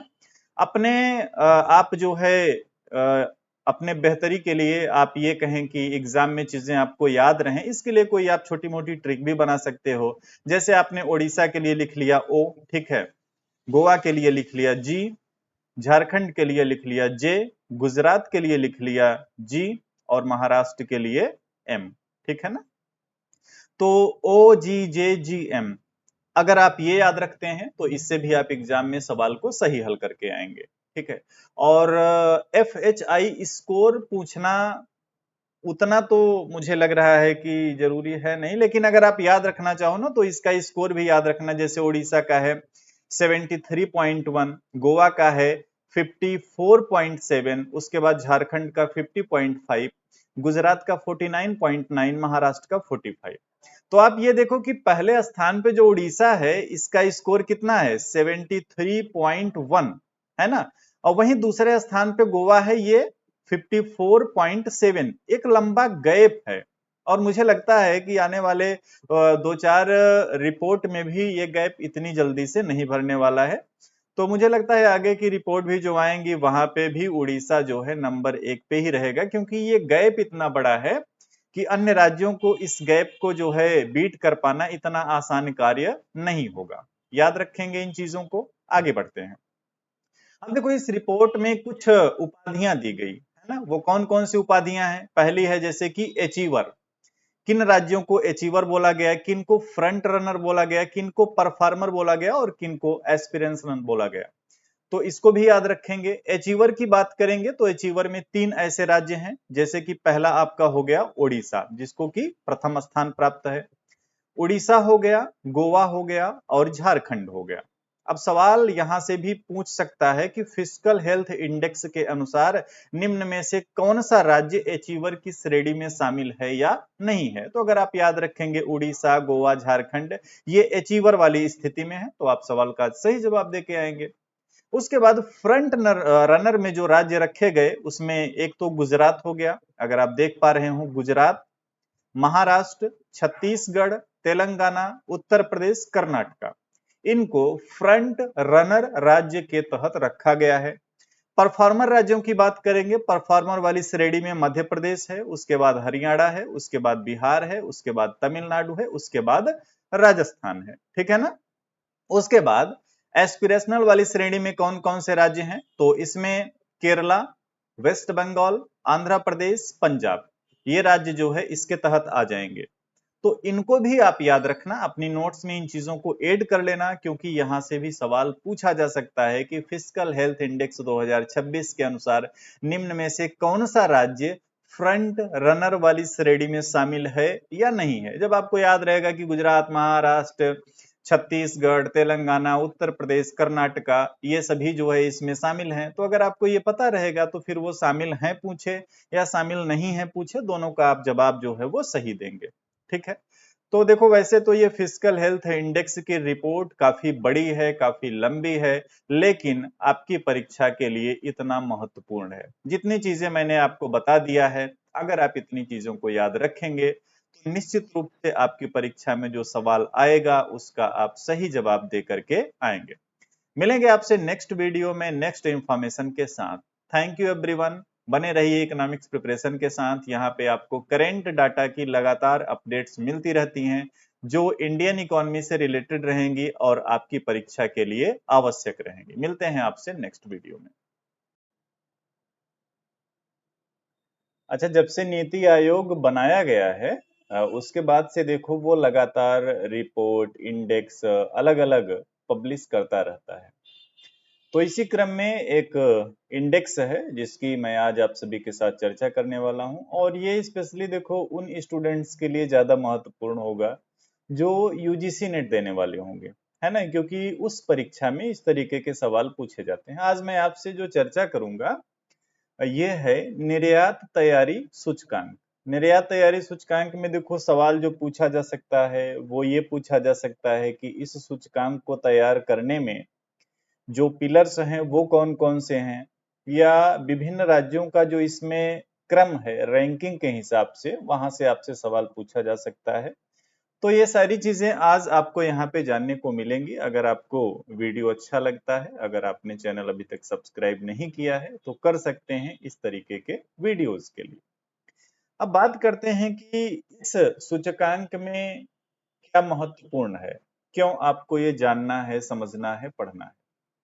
तो इस बारे में अच्छा एक चीज ये समझना कि जब से हमारे इकोनॉमी में ये टारगेट रखा गया कि 2047 तक क्या करना है, अपने देश को विकसित बनाना है।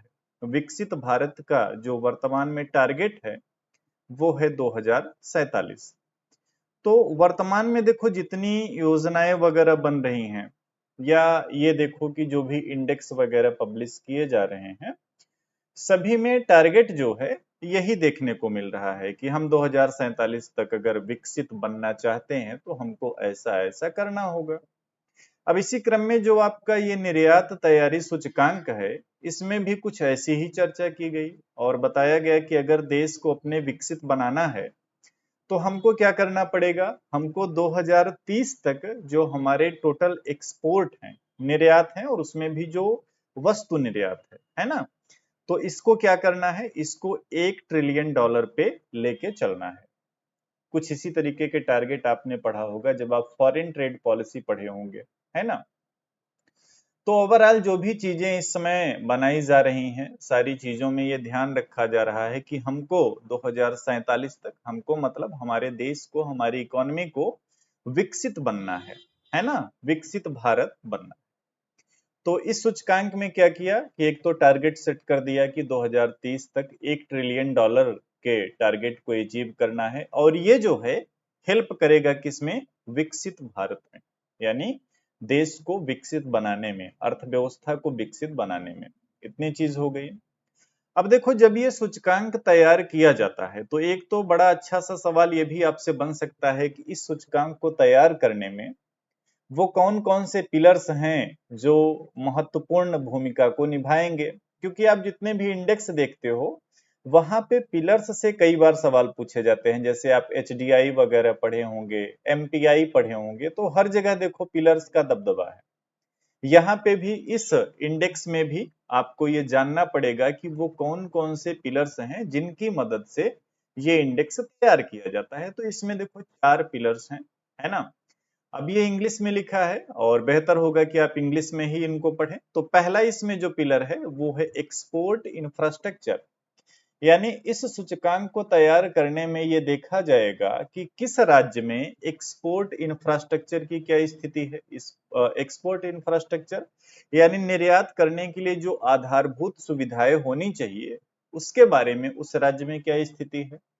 दूसरा है बिजनेस इकोसिस्टम, यानी संबंधित राज्य में बिजनेस करने का माहौल क्या है, इकोसिस्टम कैसा है।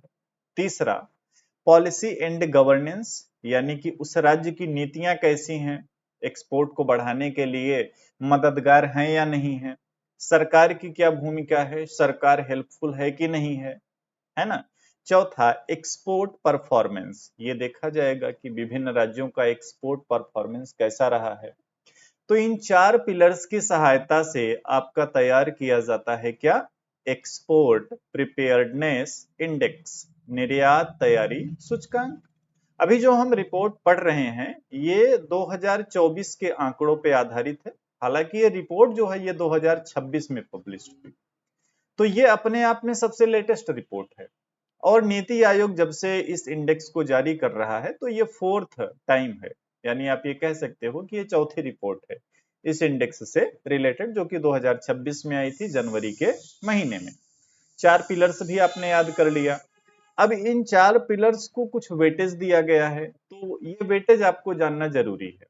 जैसे कि आप देखोगे सबसे ज्यादा वेटेज दिया गया है बिजनेस इकोसिस्टम को, 40% का, है ना। यानी कि जब इस इंडेक्स को तैयार किया जाएगा तो बिजनेस इकोसिस्टम जो एक पिलर्स है उसको कितना वेटेज मिला, 40% का। Export infrastructure 20%, policy and governance 20%, export performance 20%। ये अलग अलग वेटेज दिया गया है। अब इन पिलर्स में कुछ सब पिलर्स भी हैं, तो अगर आप याद कर पाए तो इनको आप पढ़ सकते हैं। जैसे कि एक्सपोर्ट इंफ्रास्ट्रक्चर में यूटिलिटीज हो गया, लॉजिस्टिक्स हो गया, है ना। बिजनेस इकोसिस्टम में आप देखेंगे कई पिलर्स हैं, उनको भी अलग अलग वेटेज दिया गया है, लेकिन सब कुछ आपको याद कर पाना थोड़ा सा मुश्किल होगा।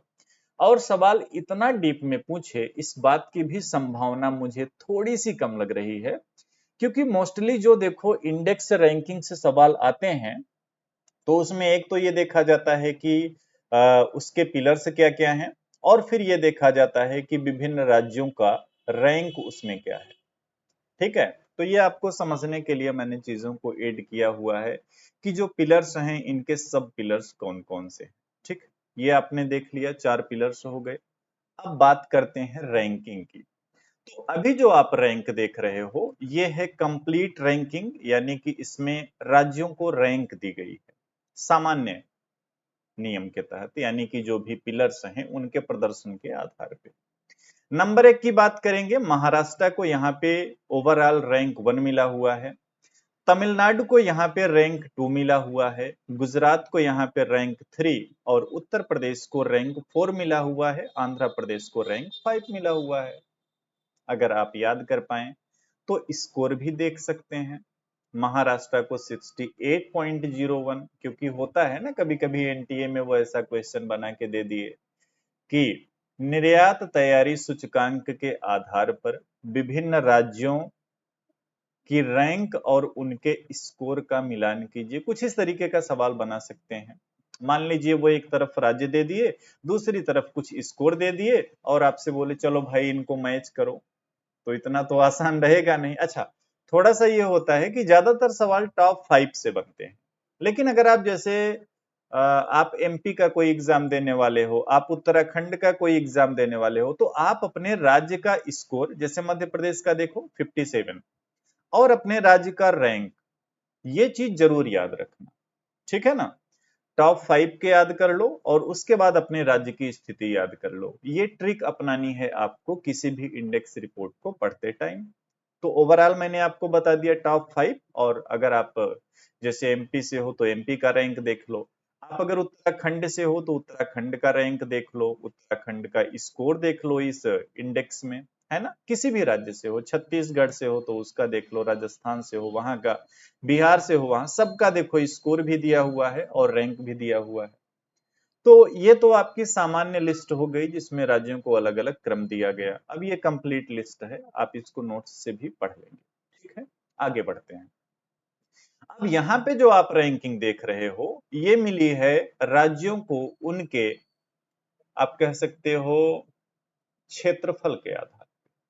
ये जो रैंकिंग है इसमें शामिल किए गए हैं बड़े राज्य। इसमें शामिल कौन से किए गए हैं? बड़े राज्य। अब बड़े राज्यों को अगर आप देखेंगे तो नंबर 1 स्थान पे यहाँ पे महाराष्ट्र है, नंबर 2 पे तमिलनाडु है। अच्छा, पिछले वाले में भी देखें अगर तो लगभग वही क्रम मिलेगा, क्योंकि यहाँ पे भी स्टेट्स जो थे वो लार्ज स्टेट ही थे, ठीक है ना।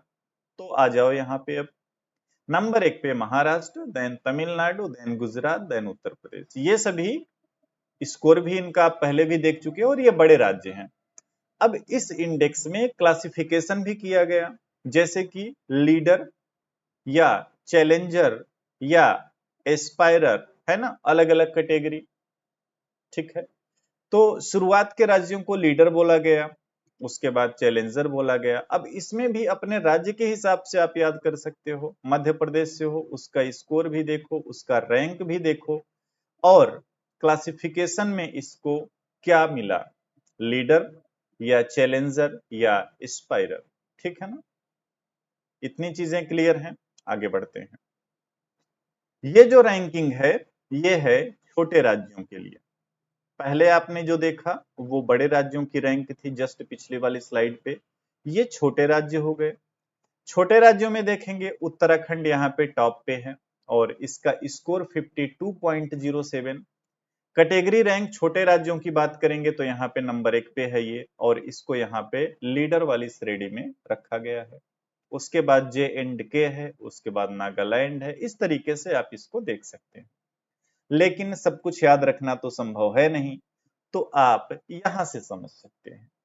जो अभी आपने एक्सपोर्ट प्रिपेयर्डनेस इंडेक्स 2024 पढ़ा, उसमें बड़े राज्यों की बात करें, लार्ज स्टेट्स में नंबर 1 पे महाराष्ट्र है, नंबर 2 पे तमिलनाडु है, नंबर 3 पे गुजरात है, नंबर 4 पे उत्तर प्रदेश है, नंबर 5 पे आंध्र प्रदेश है।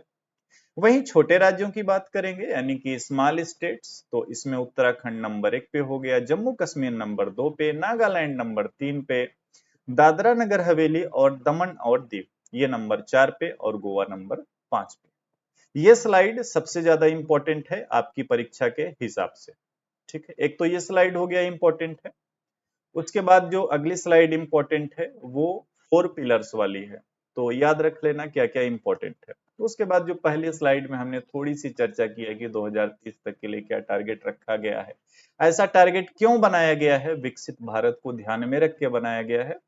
तो अगर आप इतनी चीजें पढ़ लेते हैं तो मेरा अनुमान यही कहता है कि अगर निर्यात तैयारी सूचकांक से सवाल आपसे पूछा गया परीक्षा में, उम्मीद यही है कि आप उसका सही जवाब करके आएंगे। क्योंकि देखो सवाल के पूछने का भी एक ट्रेंड है, ऐसा भी नहीं है कि वो कहीं से सवाल बना दे, ऐसा भी नहीं है कि एक सवाल का उत्तर देखने के लिए आपको जो है 350 पेज की रिपोर्ट पढ़नी पड़ेगी। मतलब जो क्वेश्चन बनाते हैं थोड़ा सा ये विचार करते हैं कि भाई स्टूडेंट क्या पढ़ता है। स्टूडेंट ये पढ़ता है कि कोई भी इंडेक्स तैयार किया जा रहा है तो उसके पिलर्स कौन कौन से हैं, कोई भी इंडेक्स तैयार किया गया तो उसमें राज्यों की रैंक क्या क्या है। ओवरऑल सारी चीजें मैंने आपके साथ यहाँ पे डिस्कस कर दिया है। उम्मीद है कि चीजों को आप समझ गए होंगे और अपने नोट्स में एक पेज में ही सारी चीजों को नोट कर लेंगे, ताकि आने वाली परीक्षाओं में अगर यहाँ से सवाल आए तो सवाल का आप सही जवाब दे करके आए। मिलेंगे आपसे नेक्स्ट वीडियो में नेक्स्ट इंफॉर्मेशन के साथ। Thank you everyone.